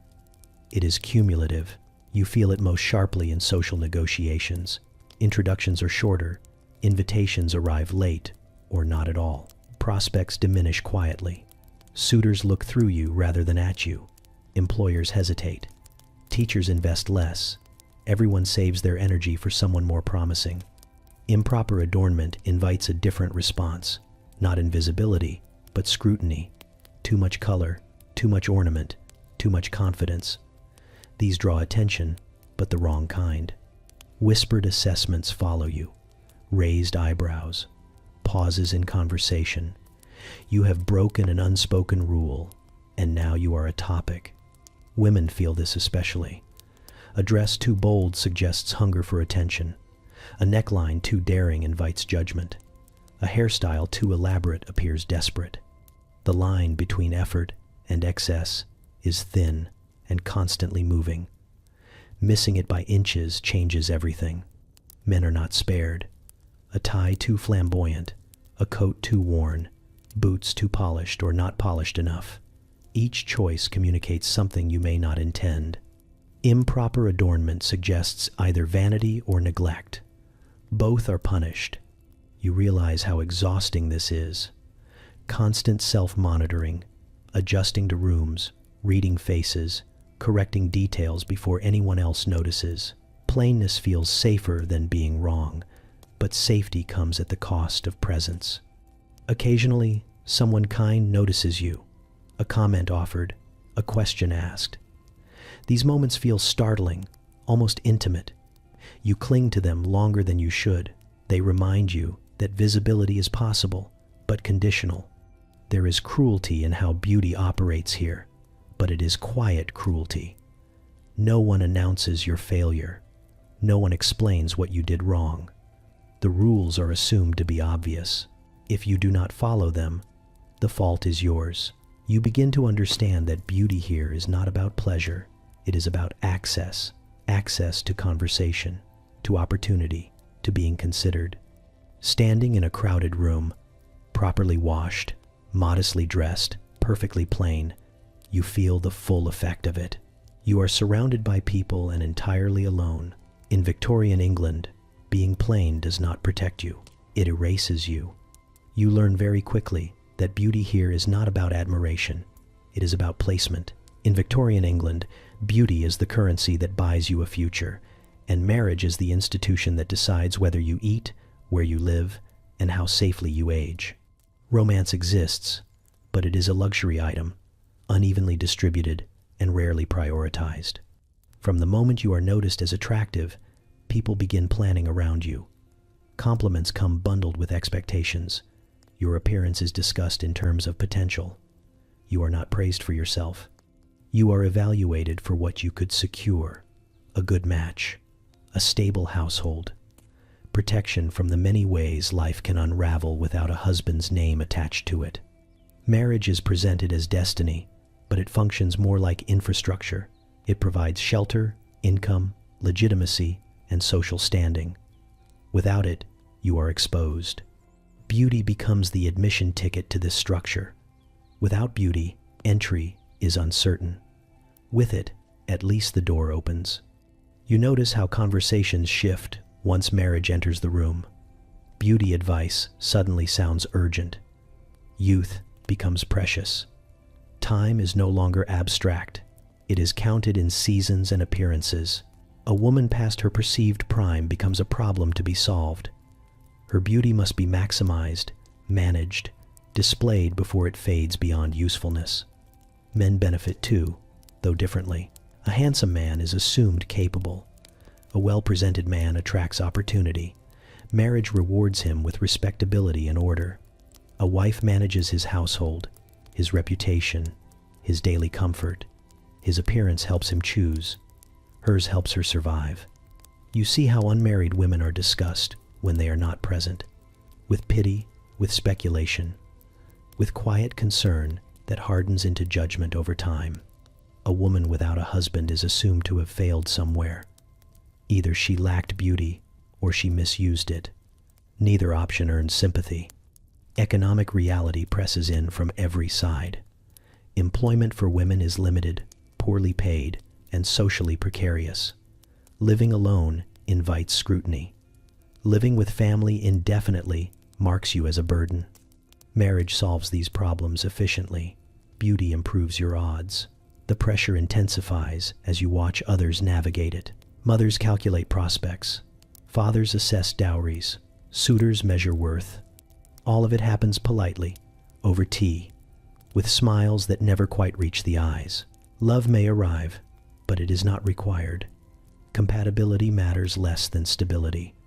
You learn that beauty must be visible, but controlled. Enough to attract interest, not enough to suggest impropriety. A woman who appears too desirable risks damaging her own chances. Reputation is fragile. One rumor can undo years of careful presentation. Marriage, once achieved, becomes proof that your beauty was valid. A ring retroactively justifies the effort. Without it, beauty is treated as wasteful, even suspicious. What was all that preparation for? People wonder quietly. There is humor in how openly transactional this all is, while pretending to be sentimental. Poetry celebrates love. Society enforces contracts. Advice manuals insist happiness follows marriage, then warn constantly about choosing wrong.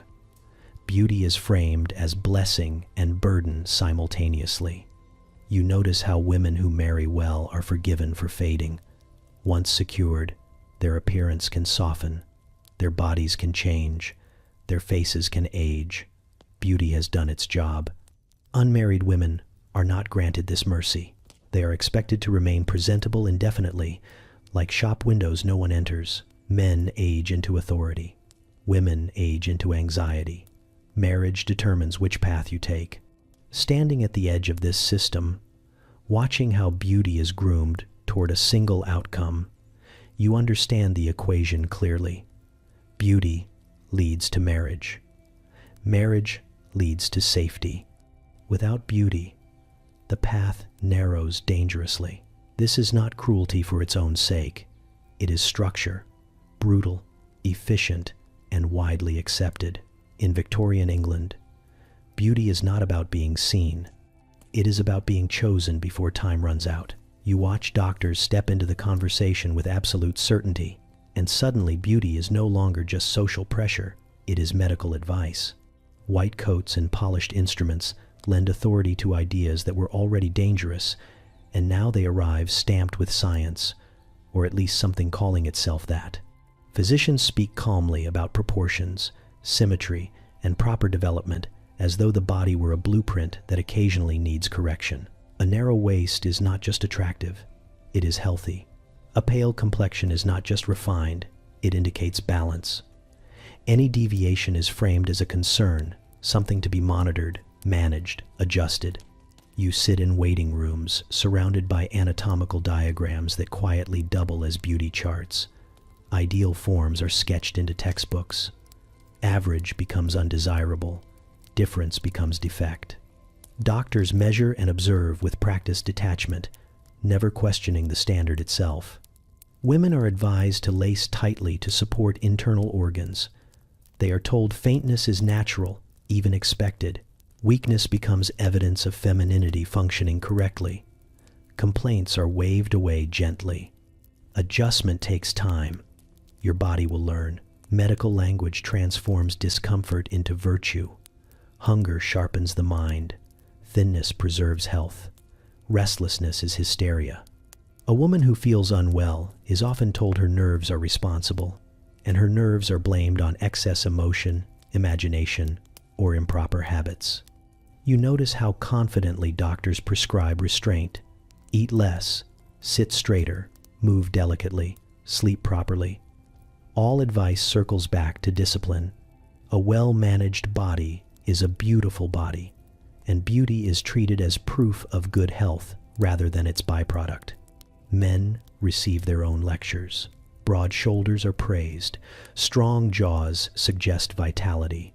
A soft body is warned against, framed as moral and physical decline. Doctors warn men that indulgence weakens both muscle and character. Health becomes another arena for self-control. There is humor in how flexible medical certainty is. One decade praises tight corsets. Another warns against them. 1 year pale skin is ideal. Another suggests a touch of color signals vigor. The authority remains constant even as the advice contradicts itself. You hear about treatments that promise improvement, powders to whiten skin, tonics to suppress appetite, drops to calm nerves, pills to correct temperament. Ingredients are mysterious. Effects are unpredictable. Confidence is unwavering. Doctors speak of women's bodies as if they are perpetually on the verge of malfunction. Puberty, menstruation, pregnancy, menopause, all described as conditions requiring oversight. Beauty is used as a diagnostic tool. A woman who looks correct must be functioning correctly. You realize how little consent matters. Patients defer to expertise. Families trust authority. A doctor's word outweighs discomfort. If beauty and health align, any pain endured in pursuit of that alignment is justified.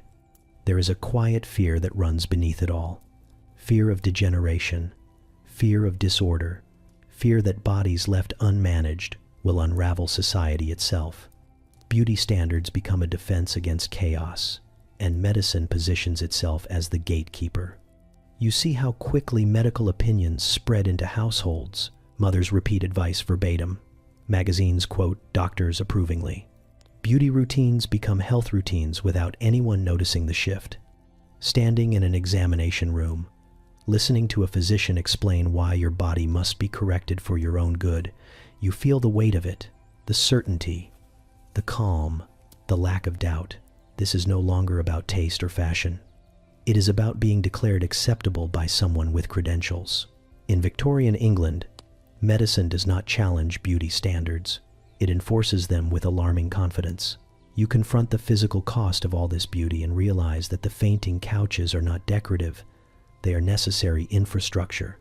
Bodies pushed into obedience eventually protest, and Victorian England responds not by listening, but by normalizing the collapse. Fainting is everywhere. Parlors pause while someone swoons gracefully onto upholstered furniture. Smelling salts appear like stage props. The room murmurs with practiced concern. No one asks why this keeps happening. It is simply understood as part of womanhood, like lace or silence. You learn that tight lacing reshapes more than the waist. Ribs compress, organs shift. Breathing becomes shallow and strategic. People boast about tiny measurements, while quietly dealing with dizziness, nausea, and a constant pressure that never quite leaves. Pain is framed as adjustment. Endurance becomes evidence of refinement. Corsets are blamed gently, if at all. More often, the body is blamed for resisting. A woman who cannot tolerate tight lacing is considered weak, overly sensitive, or improperly trained. The solution is not loosening. It is persistence. Chronic pain lives beneath layers of fabric and politeness. Headaches linger. Backs ache. Digestion falters. Sleep comes unevenly. These discomforts are discussed in whispers, if discussed at all. Complaining too openly risks being labeled dramatic. Silence is safer. You notice how illness becomes aesthetic. Fragility is admired. A delicate constitution suggests refinement. Robust health reads as coarse. Women praised for looking ethereal often feel perpetually unwell, but the praise is powerful enough to drown out concern. Doctors recommend rest for nervous conditions, which often means confinement, dark rooms, limited activity, controlled diets. The cure for beauty-related illness frequently involves further restriction. Recovery looks suspiciously like discipline. Men suffer differently, but no less quietly. Stiff collars strain necks. Heavy boots punish feet. Rigid posture leads to back pain that is ignored or joked away. Admitting discomfort undermines authority. A man is expected to bear it. You hear stories passed casually. A cousin who fainted repeatedly, and was praised for her delicacy until she collapsed one final time. A friend whose organs never recovered after years of tight lacing. A woman whose chronic pain was dismissed as nerves until it consumed her days. The humor is dark and unintentional. Society marvels at how pale and composed someone looks while stepping carefully around the reality that she cannot climb stairs without dizziness. Beauty is celebrated even as it incapacitates. Pain becomes background noise. It is expected, managed, minimized. People learn to function around it, adjusting movements, timing meals, sitting frequently, planning days around endurance. You realize how language softens everything. Injuries are called discomforts. Illnesses are moods. Pain is framed as inconvenience rather than warning. The vocabulary protects the standard, not the body. Occasionally, someone breaks. A woman loosens her corset and breathes deeply in private. A man removes his collar and rubs his neck when alone. These moments feel illicit, almost rebellious. Relief becomes something to hide. Standing in a room where beauty is admired and suffering is ignored, you feel the disconnect sharpen. The cost is visible if you know where to look. Pale faces, slow movements, hands trembling just slightly when they think no one is watching. And yet, the system persists. Because acknowledging the harm would require rethinking the standard, and that feels more dangerous than pain. You understand then that these illnesses are not accidents. They are features. The quiet tax paid for acceptance. In Victorian England, beauty does not just shape the body. It teaches the body to suffer politely. You explore scent and quickly realize that the Victorian body is not meant to be smelled. It is meant to be concealed, corrected, and politely erased. Natural odor is treated as a moral failure, a sign that something about you is unmanaged, uncontrolled, or dangerously close to animal. The problem is that this is an age of coal smoke, horse traffic, heavy wool, unventilated rooms, and bathing that is careful rather than frequent. Bodies exist. They sweat. They work. They age. Society responds not by addressing conditions, but by layering fragrance over everything and hoping no one notices what is underneath. Perfume becomes both essential and suspect. A light scent is acceptable, even admired, but only if it whispers. Anything noticeable risks judgment. Too much fragrance suggests you are hiding something. Too little suggests you are careless. The ideal scent is one no one can quite identify, only sense faintly as cleanliness and restraint. Women are taught early that scent must never arrive before they do. Floral notes are favored, especially rose, lavender, and violet. These smells suggest purity, calm, and emotional softness. They are meant to float just above the skin, never cling. A woman who smells strongly of perfume is assumed to be compensating. Men's scents are sharper, but no less controlled. Citrus, wood, tobacco, clean and brisk. Masculinity is allowed scent, but not indulgence. A man who smells too pleasant invites suspicion. Groomed, yes. Fragrant, no. You notice how scent is tied to class. The wealthy smell faintly of soap, linen, and expensive subtlety. Their cleanliness is assumed even when their homes are just as stale as everyone else's. The poor are judged harshly. Any hint of bodily odor is read as moral failure rather than environmental reality. Products multiply in response. Scented powders, pomades, sachets tucked into drawers and sleeves, gloves perfumed on the inside, handkerchiefs dabbed carefully before outings. Entire industries exist to help people pretend their bodies are not bodies at all. There is humor in the contradiction. Advice columns warn against heavy perfume while advertising increasingly potent products. Doctors caution moderation while endorsing scented tonics. Everyone agrees excess is bad. No one agrees on what excess means. Public spaces are a battlefield of smells. Horse manure outside, coal smoke everywhere. Inside, layers of perfume, soap, damp fabric, and human presence mix into something almost aggressive. The solution is always more fragrance, never less crowding. You learn that scent carries reputation.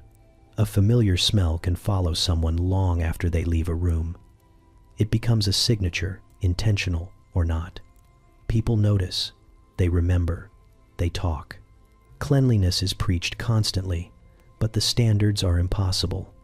Baths are limited, water is cold, privacy is scarce, soap is harsh, yet the expectation remains. Smelling neutral becomes a daily performance.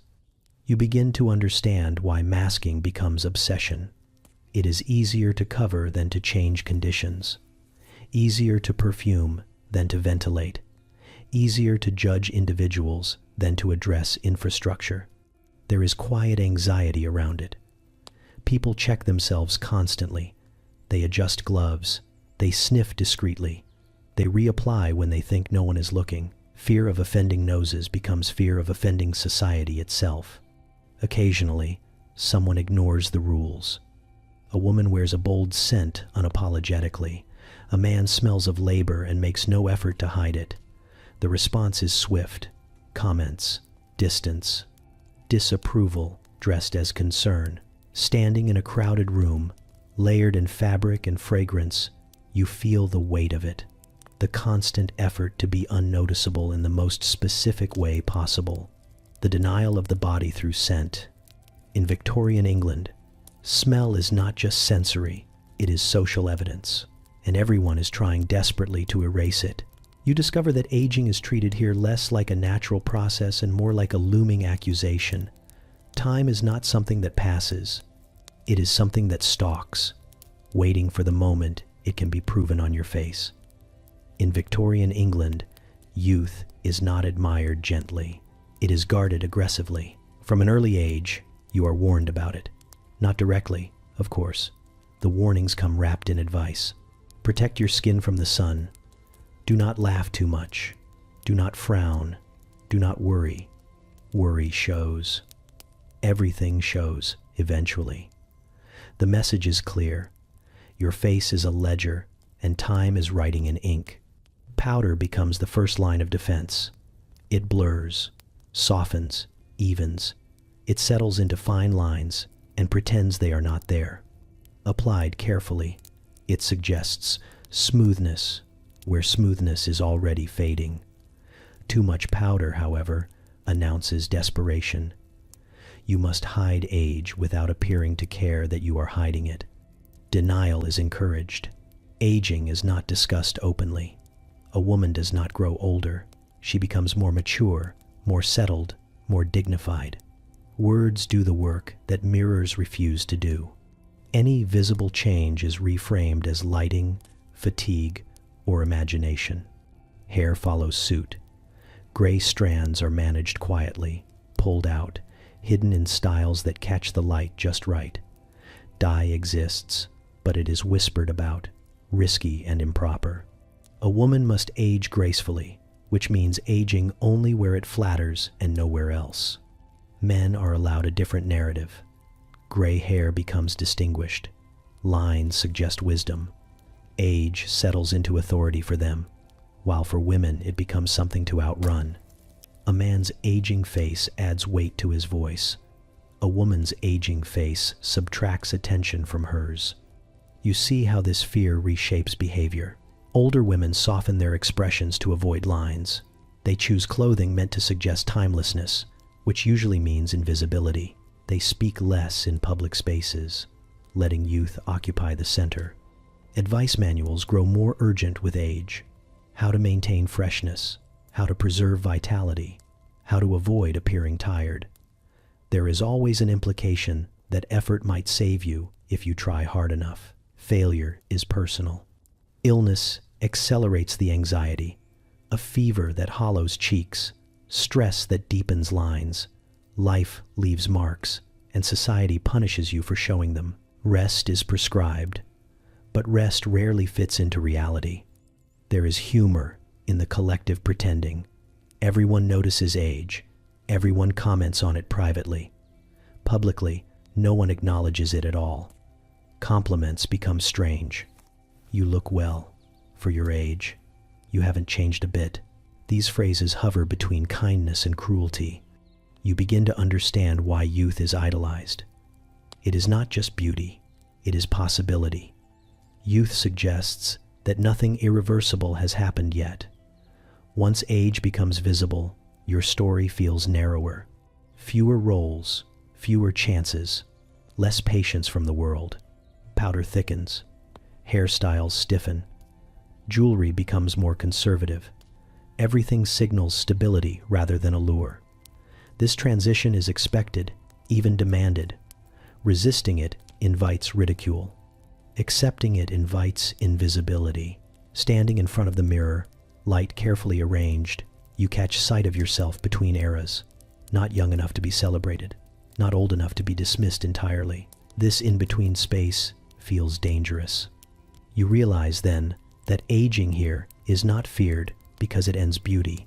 It is feared because it exposes how conditional beauty always was, and how quickly the world moves on once it decides you no longer represent possibility. You see beauty come alive most vividly at night, under chandeliers and candlelight, where it stops being theory and becomes transaction.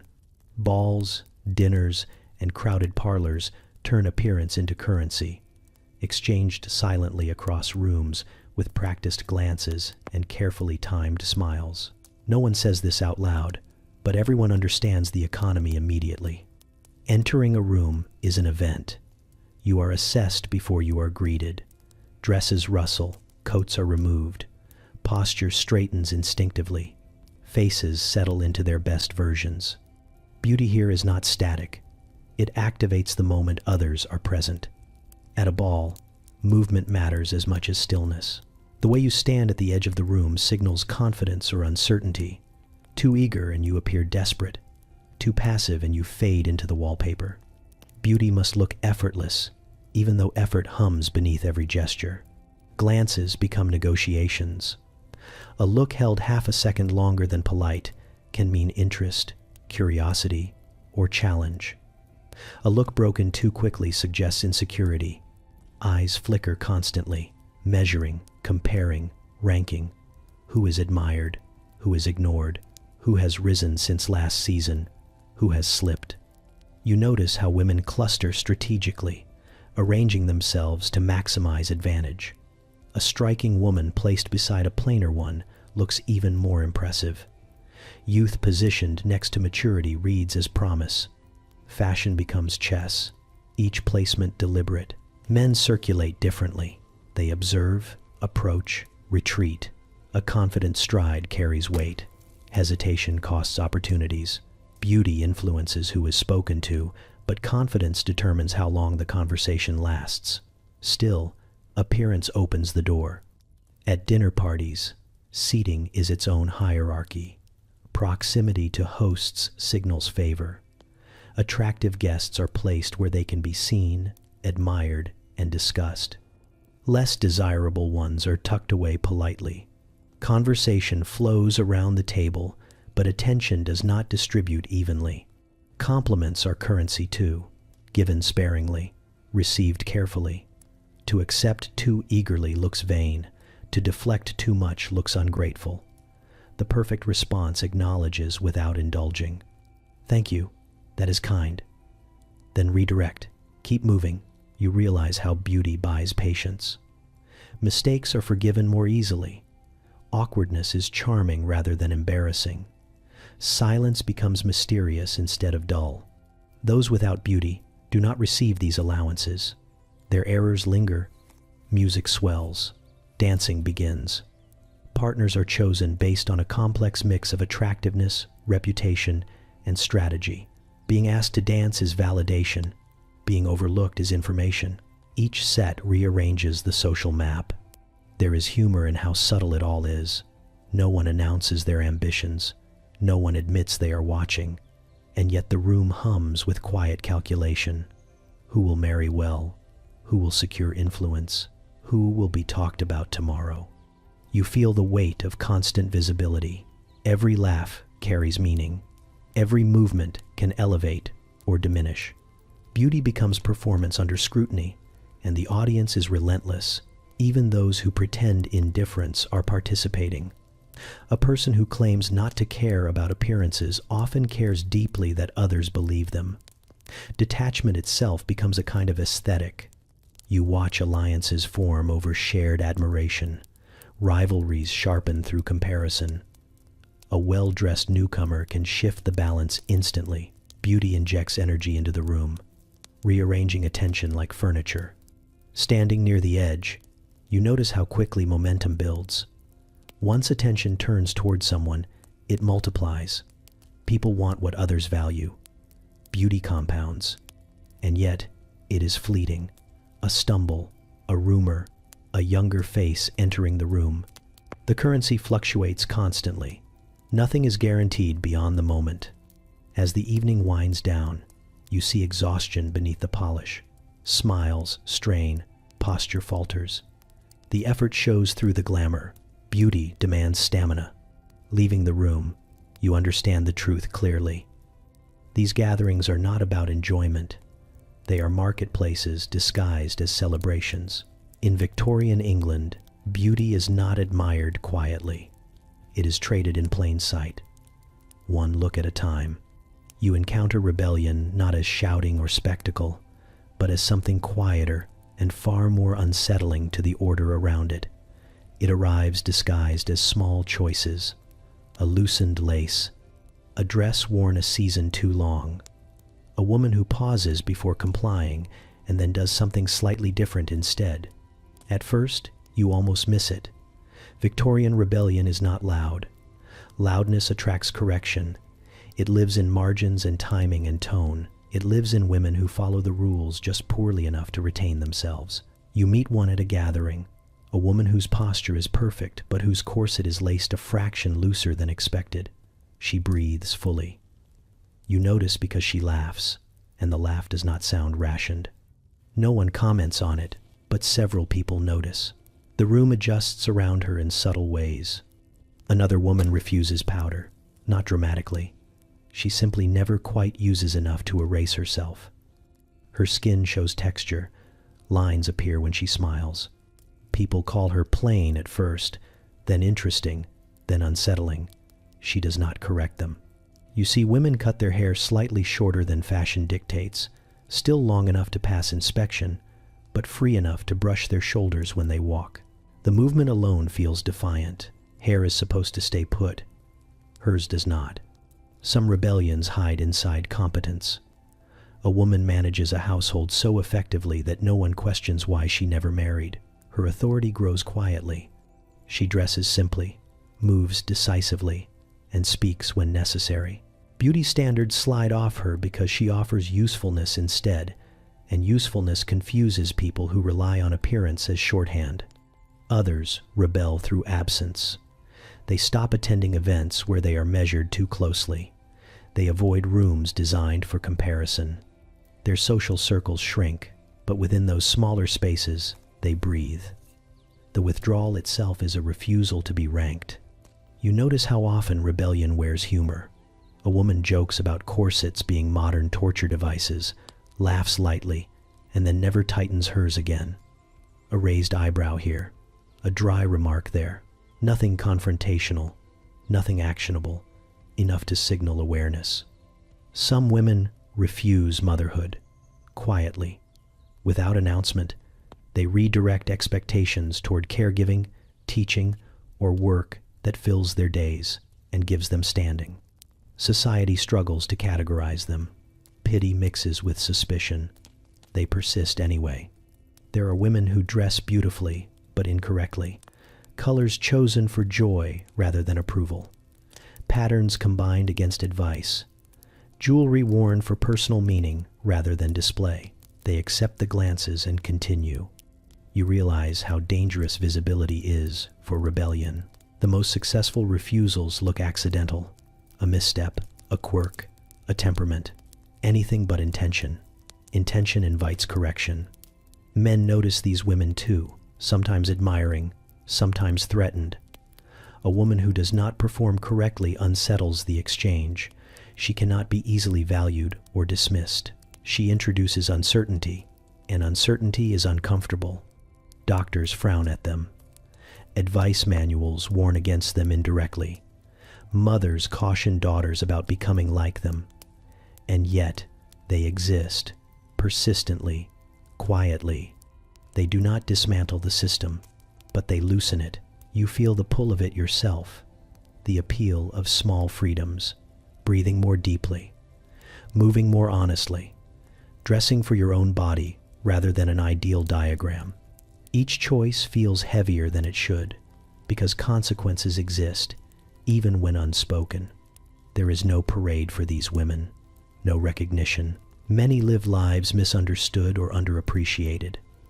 Some are labeled odd, some are labeled difficult, some are quietly admired and never imitated. But they leave traces. Younger women watch them. Notice what they survive. Notice what does not actually collapse when rules bend. The standard holds, but not as tightly as it claims. Standing among them, you understand the truth that makes rebellion possible here. The system depends on everyone believing there is no alternative. They prove otherwise, without ever saying so. In Victorian England, resistance rarely looks like defiance. It looks like a woman choosing herself just enough to remain standing. You explore beauty and realize it stretches far beyond drawing rooms and corsets, reaching outward across oceans, colonies, and maps colored in confident red. Victorian beauty is not only personal or social, it is imperial. It carries assumptions about who belongs at the center of the world and who exists at its edges.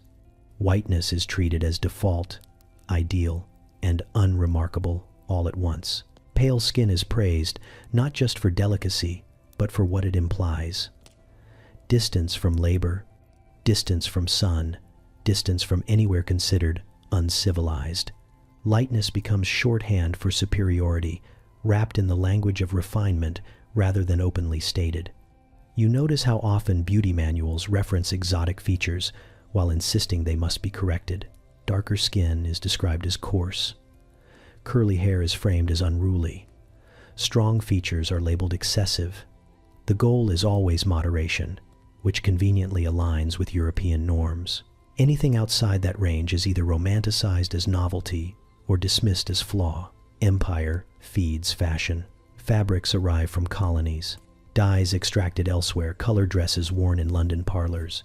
Jewelry references distant places stripped of context and worn as decoration. The empire is admired aesthetically while the people who sustain it are reduced to inspiration at best, obstacles at worst. Beauty ideals absorb these influences selectively. Certain traits are borrowed and softened. Patterns, textures, and silhouettes are adapted just enough to seem worldly without threatening the hierarchy. The source is rarely acknowledged. Ownership is implied. You see how race becomes embedded in the idea of improvement. Whitening creams promise correction. Hair products aim to smooth, straighten, discipline. Advice columns speak of elevating appearance, a phrase that carries more weight than it pretends. To look beautiful is to look closer to the imperial center. People of color living within the empire face a cruel contradiction. They are expected to assimilate aesthetically while never being allowed full acceptance. Their features are scrutinized relentlessly. Too different is unacceptable. Too similar is suspicious. Beauty becomes a moving target designed to remain just out of reach. You notice how bodies are compared. European features are framed as balanced and rational. Others are described as excessive, emotional, or primitive. These judgments extend beyond appearance into assumptions about intellect, morality, and worth. Beauty becomes evidence used to justify power. There is a quiet arrogance in how confidently these standards are presented. They are described as natural, scientific, inevitable. Rarely are they named as cultural preferences shaped by conquest and control. The empire teaches itself to admire its own reflection.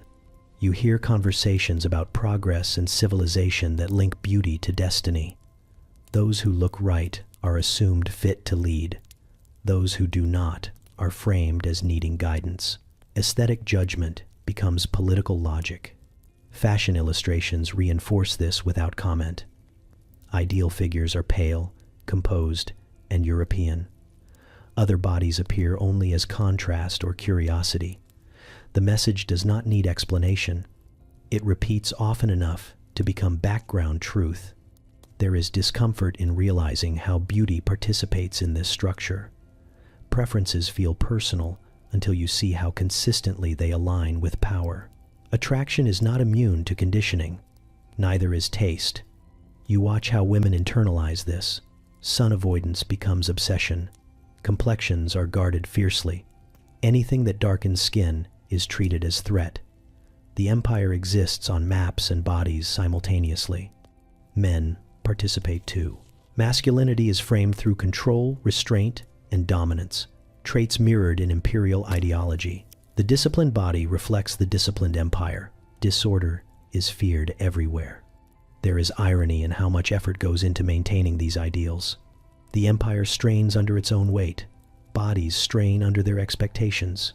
Yet the standards persist because they serve a purpose beyond beauty. Standing back, you see the full shape of it. Beauty is not just about who is admired.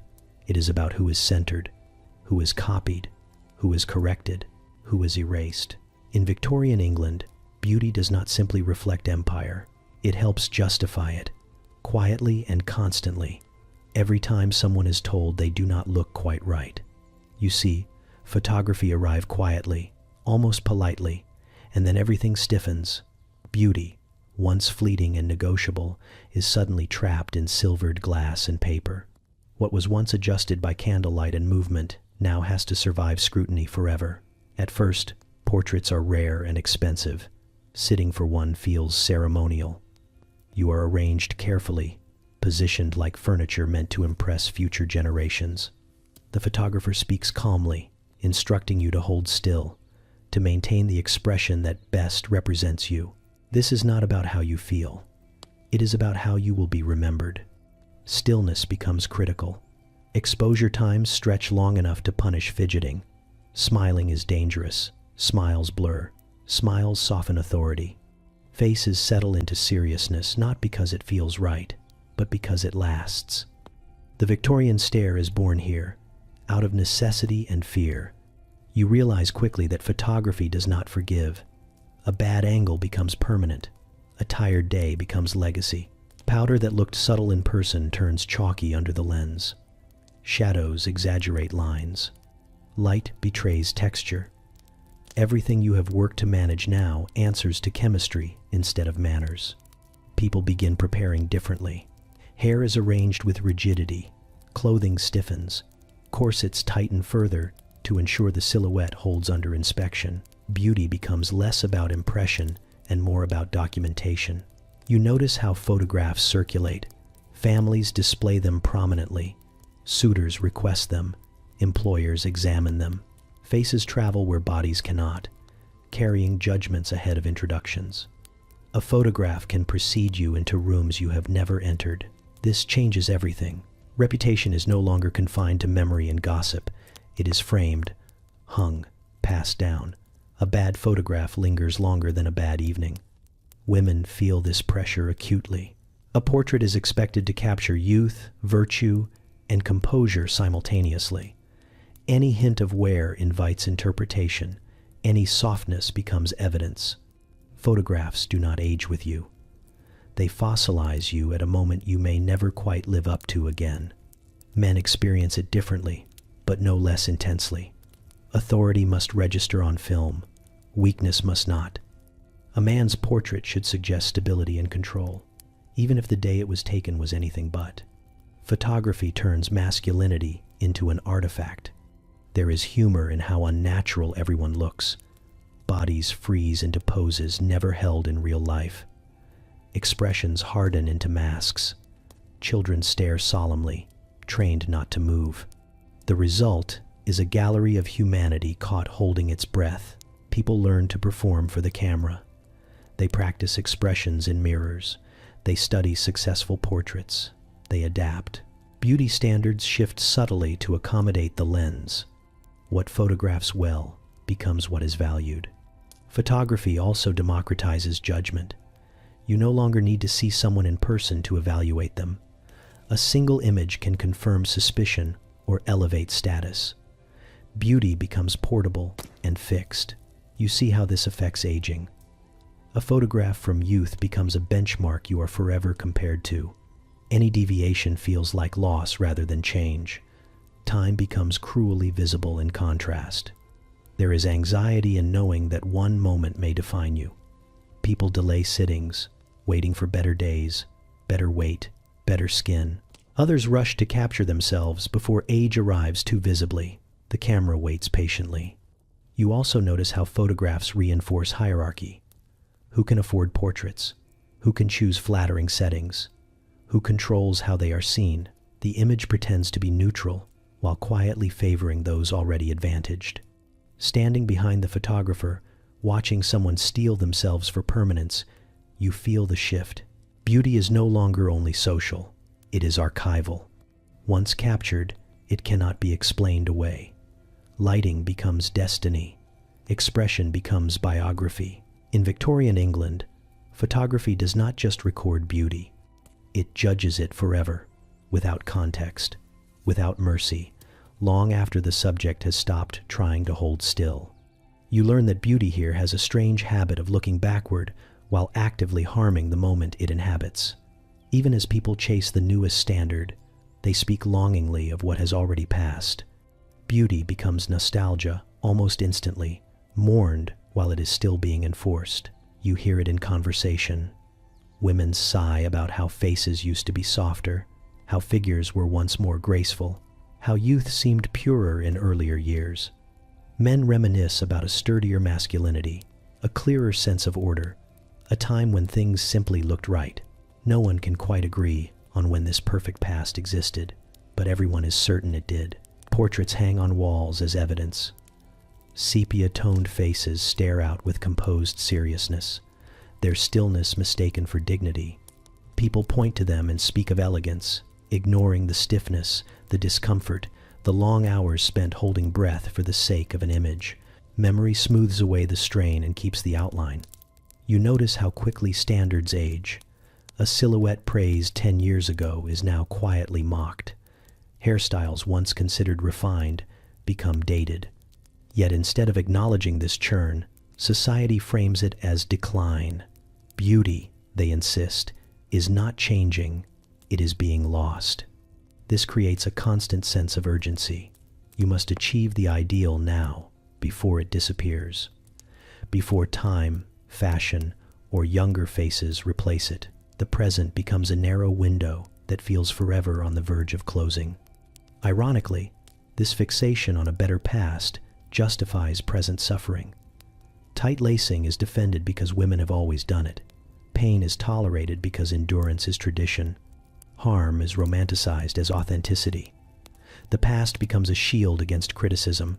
You watch people recreate older styles with reverence, copying details without context. Corsets, gowns, grooming rituals are resurrected as symbols of refinement, stripped of the realities that made them unbearable. Nostalgia edits aggressively. Women are praised for looking timeless, which usually means looking like an idealized memory rather than a living person. Aging is criticized not because it is unattractive, but because it disrupts the illusion that time can be held still. You see how this nostalgia traps people. They chase an image that never truly existed, punishing themselves for failing to reach it. The past becomes an unreachable benchmark, always more beautiful, more proper, more worthy than now. There is humor in how selective the memory is. People celebrate the look of past eras while forgetting the illnesses, the restrictions, the quiet suffering that came with them. Beauty survives, bodies do not. You feel the tension sharpen when someone dares to enjoy the present. A woman laughs freely, a man dresses comfortably. They are accused of carelessness, of abandoning standards, of disrespecting tradition. Nostalgia polices joy. Even rebellion is framed as decay. Any attempt to loosen rules is met with warnings about losing refinement, losing order, losing everything that made the past superior. The future is treated with suspicion, the present with disappointment.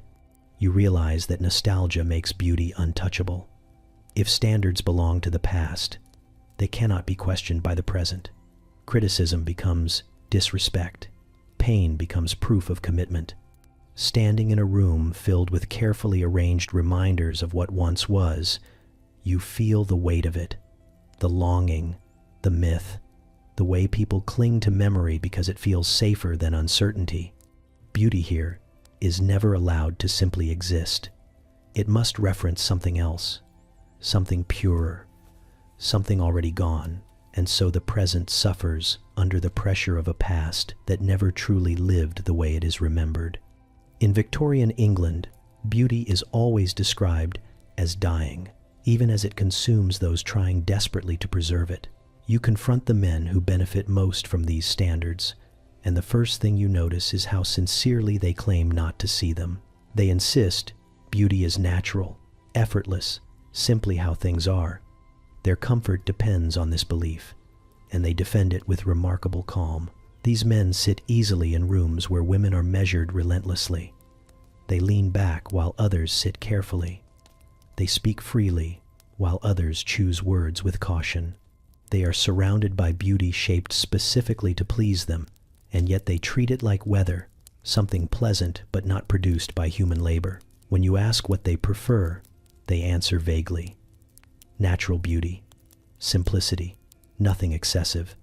They say this while surrounded by women whose appearance requires hours of effort, discomfort, and money. The contradiction never quite registers.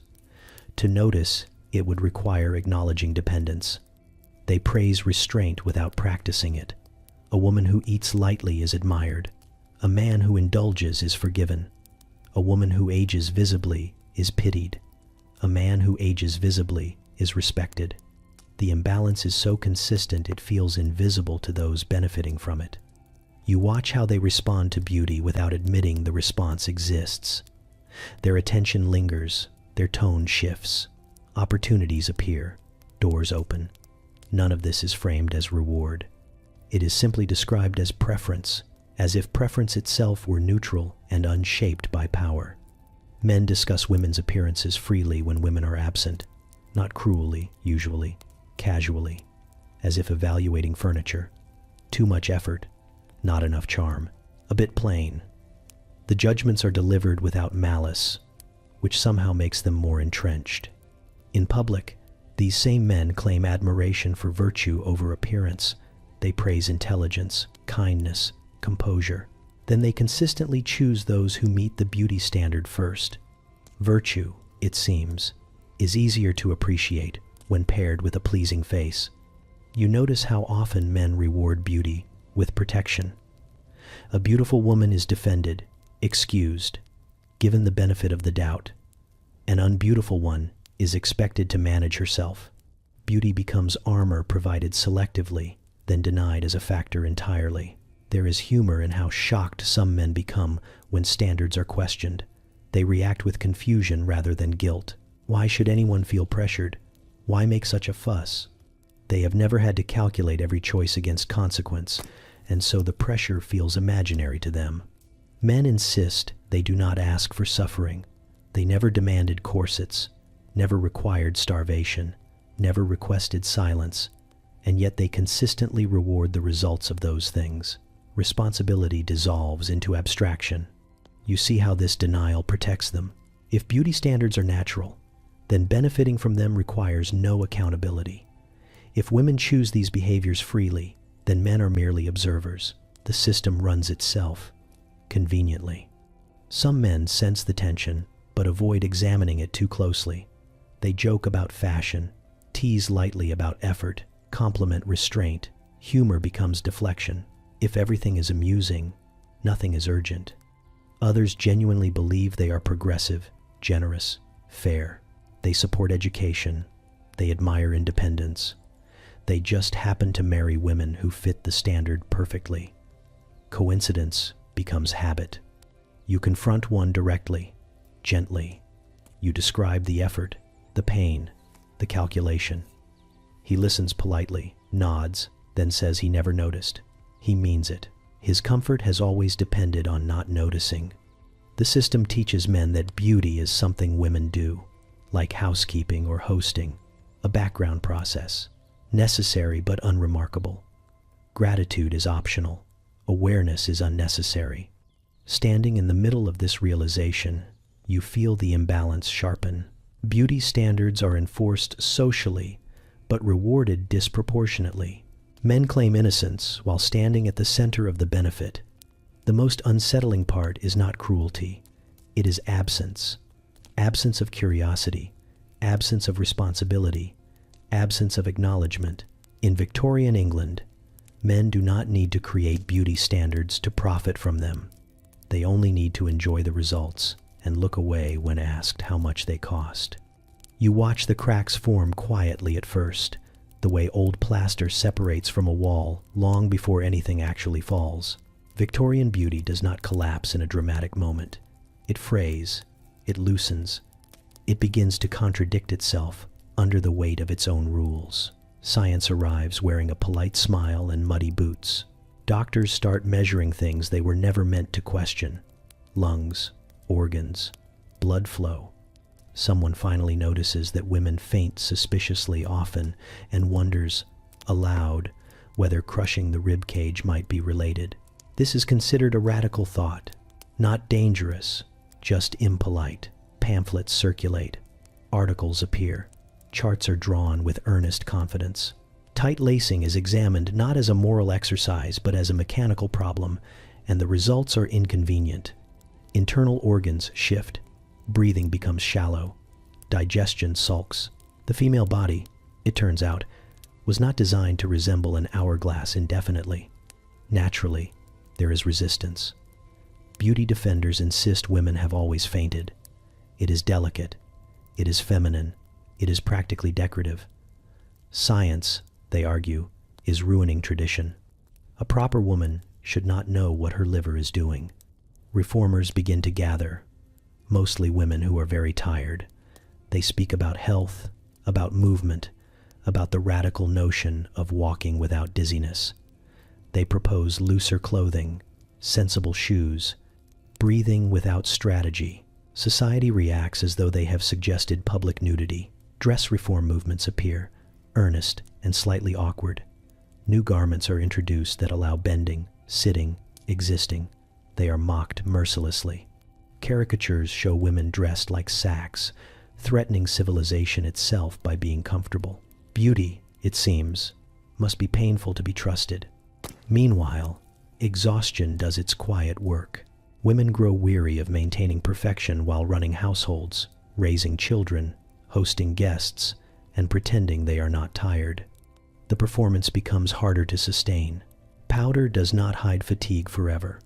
Corsets do not fix everything. Industrial life accelerates the strain. Cities thicken, air darkens, work becomes relentless. The ideal of fragile beauty clashes with the reality of labor. Women are expected to look untouched by effort while surviving environments that touch everything. Men begin to notice, reluctantly, not the suffering exactly, but the inconvenience. Sick wives, weak daughters, medical bills. Suddenly health acquires value. Beauty that incapacitates starts to feel inefficient. Scientific language gives women something new: vocabulary. They begin to describe pain as damage rather than destiny. Doctors, some of them, listen, others do not. Progress is uneven and deeply irritating. Education helps. Girls read. They learn anatomy. They ask questions that cannot be easily powdered over. Why does virtue require dizziness? Why does elegance demand injury? These questions linger like drafts in grand rooms. Fashion adapts slowly, grudgingly. Corsets loosen by inches, not mercy. Silhouettes shift just enough to claim modernity while clinging to control. Beauty does not disappear. It negotiates. You notice the emotional change before the visual one. Women laugh more sharply. They sigh openly. They complain without apology. This is not rebellion yet. It is survival with commentary. The medical establishment fractures. Some doctors cling to old beliefs. Others publish alarming findings and are promptly ignored. A few women die spectacularly enough to force attention. society pretends to be surprised. Beauty advice manuals soften their language. They begin suggesting moderation, balance, healthful appearance. The threat remains, just better dressed. There is humor in the chaos. Men panic over women wearing bloomers. Newspapers debate whether bicycling will damage morality. Doctors warn against excessive freedom. The idea that comfort could unravel society is deeply entertaining. Exhaustion becomes political. Women connect dots. They compare aches. They share stories. They realize suffering has been individualized on purpose. When pain is private, it stays manageable. Science continues its slow intrusion. X-rays arrive. The inside of the body becomes visible. Bones confess. Organs expose themselves. Corsets lose plausible deniability. The beauty ideal does not surrender gracefully. It never does. It adapts, reshapes, claims it always cared about health. History is rewritten gently, but you see the fracture clearly now. The perfect Victorian image trembles under scrutiny, not shattered, but no longer solid. The most dangerous thing that happens is not rebellion, it is understanding. And once that takes hold, beauty can never fully return to innocence. You feel the shift before anyone names it.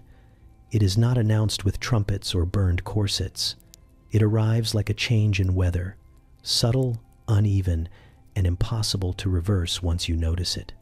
Victorian beauty does not vanish. It evolves sideways, shedding some rules while inventing new ones with better lighting. The body begins to matter in different ways. Health becomes fashionable, but only the parts that look good from a distance. Strength is admired as long as it stays slim. Vitality is praised as long as it does not sweat. You are encouraged to glow, not function. The message is softer now, wrapped in optimism, but the pressure remains sharp underneath. Corsets loosen, then disappear, and immediately something else takes their place. Diets gain names. Exercise becomes respectable, then mandatory. Thinness stops pretending to be accidental and starts demanding effort. Hunger is still discipline, it just wears cleaner language. You watch beauty migrate from moral duty to personal responsibility. If you fail now, it is not because society is cruel. It is because you did not try hard enough. This is framed as progress. Magazines brighten, illustrations sharpen, faces become smoother, younger, more symmetrical. Photography helps. It freezes comparison into permanent evidence. You no longer measure yourself against neighbors alone, but against idealized strangers who never age and never breathe incorrectly. The language changes. Instead of virtue and propriety, you hear confidence and self-improvement. Beauty promises empowerment now. It offers freedom as long as you obey it precisely. The rules multiply while pretending to disappear. Women gain choices and lose rest. You can move, work, vote, speak, and still be expected to look effortless doing it. The burden does not lift, it redistributes. You are allowed ambition, but not exhaustion. Aging becomes the new enemy, quieter and more relentless than any corset. Men's standards shift too, but gently, forgivingly. They are encouraged to look healthy, successful, established. Lines on their faces are called character. On yours, they are called problems to be solved. You notice the cruelty has learned better manners. No one openly demands perfection anymore. They simply reward it. Jobs, love, attention, safety, all flow more easily toward those who fit the evolving ideal. The consequences of missing the mark remain intact. Beauty detaches from community and attaches to identity. It becomes something you are, rather than something you perform for others. This makes failure feel personal, isolated, embarrassing. There is humor in the transition. Old Victorians would faint at the idea of jogging for pleasure. Modern ideals encourage suffering voluntarily and call it wellness. The tools change, the expectation does not. You hear whispers of resistance, body acceptance, natural aging, comfort. They exist, but quietly, always competing with louder images. Even rebellion is styled attractively. What truly shifts is speed. Trends move faster than bodies can adapt. One decade praises curves, the next demands angles. The goalposts never stop walking. You chase relevance instead of morality now. You realize beauty has stopped pretending to be about goodness. It is about visibility, being seen, chosen, validated. The old moral threat becomes a social one. You will not be sinful if you fail. You will be invisible. And invisibility still hurts. The modern world congratulates itself on progress. It points to discarded corsets and dangerous powders as proof of enlightenment. It does not mention the quieter injuries: anxiety, obsession, comparison without end. You stand at the edge of this transformation, feeling both relief and unease. The cage door opens, but the landscape beyond is full of mirrors. Beauty is no longer enforced by society alone. It is enforced by reflection. And as you step forward, you understand that cruelty did not disappear with time. It learned to smile. You step back far enough that the outlines blur, and that is when it becomes obvious. None of this ever really leaves. It sheds names, changes outfits, updates the language, but the structure remains standing, like an old house renovated too many times to feel new. Victorian beauty does not die. It relocates. You recognize it in the mirror first, not the corset or the powder, but the feeling that your body is a project, never finished, always one adjustment away from being acceptable. The old rules promised moral worth. The new ones promise happiness, success, love, safety, different rewards, same leverage. You see how discipline still passes as virtue, only now it wears modern clothes. Hunger is called mindfulness. Control is called wellness. Pain is reframed as effort, and effort is praised until it becomes mandatory. The language is kinder. The expectation is not. Victorian women were warned they would fail as wives, daughters, and citizens. You are warned you will fail yourself. The threat moves inward. That is its cleverest trick. You notice how beauty remains gendered, even when equality is loudly advertised. Men age into authority. Women age into invisibility. The timeline is unforgiving, just better lit. Lines on a man's face suggest experience. On yours, they suggest negligence. Someone will ask what you did wrong. Class still dictates forgiveness. Wealth buys softness, help, time. Poverty still wears scrutiny like a spotlight. The rich are effortlessly attractive. The poor are advised to try harder. The old elegance versus vulgarity never left. It simply learned new accents. You hear echoes of Victorian advice manuals in modern headlines. Improve yourself. Fix this flaw. Avoid that mistake. Do not let yourself go. The tone is cheerful now, motivational, but the message lands the same. You are always almost enough. Beauty still organizes rooms. Who is listened to? Who is helped? Who is remembered? You watch conversations tilt toward faces that match expectation. You watch opportunity follow symmetry like a trained dog. The body remains evidence. Proof of discipline or failure. Proof of worth or carelessness. Victorians believed the body revealed the soul. Modern culture insists it reveals character. The accusation is unchanged. There is humor in how earnestly each era believes it is different. Victorians thought they were enlightened compared to their ancestors. You are encouraged to believe the same. History flatters itself generously. You think about how many women fainted quietly, how many blamed themselves. You think about how many scroll past images now and feel a similar tightening, not of ribs but of self-assessment. The sensation is familiar, even if the cause is updated. Beauty never required consent. It simply required participation. You could opt out in theory, but the cost has always been social, economic, emotional. That has not shifted. It has just become easier to deny. You notice how rebellion is allowed now, but only if it photographs well. Discomfort is acceptable when styled. Resistance must still be attractive to be taken seriously. Even refusal is curated. And yet, you also see something else. Awareness, language, memory. The ability to name what is happening instead of assuming it is natural. That matters more than eras admit. Victorian beauty thrived on silence. Modern beauty struggles under scrutiny. It survives, but it has to explain itself now. It has to pretend to care. You step back again, further, and realize that beauty has always been a negotiation between fear and hope. Fear of rejection, hope of belonging. That is the constant. What changes is how clearly you can see the strings.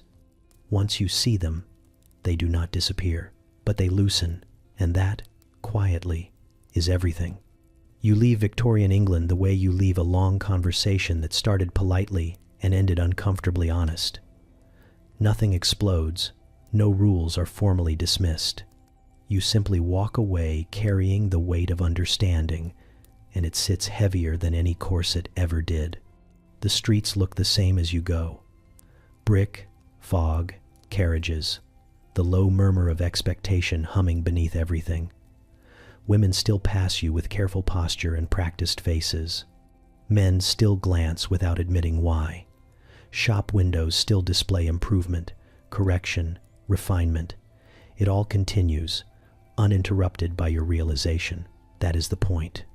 Beauty standards do not need your belief to survive. They only need repetition. You see now how effortlessly they change clothes. One era dresses them in morality, another in medicine, another in empowerment. The intention never has to announce itself. It simply waits for the next acceptable language. Victorian England wanted obedience wrapped in lace. It wanted women small, pale, quiet, grateful. Modern culture wants something else on the surface: confidence, glow, authenticity. But the demand beneath it still hums the same tune. Adjust yourself, monitor yourself, be desirable without asking why. You think about how often beauty has been described as natural while requiring constant intervention. Powders, stays, diets, routines, rituals. Nature, apparently, must be aggressively corrected. Victorian women were told this was destiny. You are told it is choice. The outcome feels familiar. You notice how beauty standards always insist they are temporary. Just this style, just this look, just this decade. They promise relief is coming soon. They rarely mention that the relief never arrives, only the updates. As you step further away, you understand how beauty has always been an economy. It distributes attention, safety, forgiveness, opportunity. Those who have it are praised for virtue. Those who do not are advised to improve their attitude. Victorian England was blunt about it. Beauty secured marriage. Marriage secured survival. There was no illusion of fairness. Modern systems pretend to be gentler. They insist beauty is optional while rewarding it constantly. The contradiction is impressive. You think about the women who followed every rule and still lost. The ones who fainted, aged, fell ill, disappeared quietly. You think about the ones who broke rules and paid for it socially. The lesson was never about perfection. It was about control. What unsettles you most is how adaptable beauty is. It absorbs criticism. It rebrands. It apologizes just enough to continue. When called cruel, it promises care. When exposed as shallow, it promises depth. When accused of harm, it offers products. Victorian beauty harmed bodies openly. Modern beauty harms minds politely. Both insist the damage is unfortunate but necessary. You realize now why beauty standards feel immortal. They are not tied to time. They are tied to fear. Fear of exclusion. Fear of being overlooked. Fear of being unchosen. Those fears outlive fashion easily. You pause at the edge of this realization because it would be easy to become cynical here. But cynicism is another kind of obedience. It keeps you watching without acting. What matters is clarity. You leave knowing that beauty standards are not accidental trends or harmless preferences. They are systems with memory. They learn what works. They discard what does not. They do not vanish when criticized. They evolve. And yet, you also leave knowing they are not invincible. They rely on silence, comparison, isolation. When people share experiences, the spell weakens. When language exists, shame loosens its grip. Victorian beauty thrived because women thought their suffering was personal. Modern beauty struggles because too many recognize the pattern. You carry that with you as you step out of the era entirely. The fog thins, the corsets fade, the mirrors remain. Beauty will keep changing costumes. It will keep insisting this version is different, but you will remember what it has always wanted. And that makes all the difference.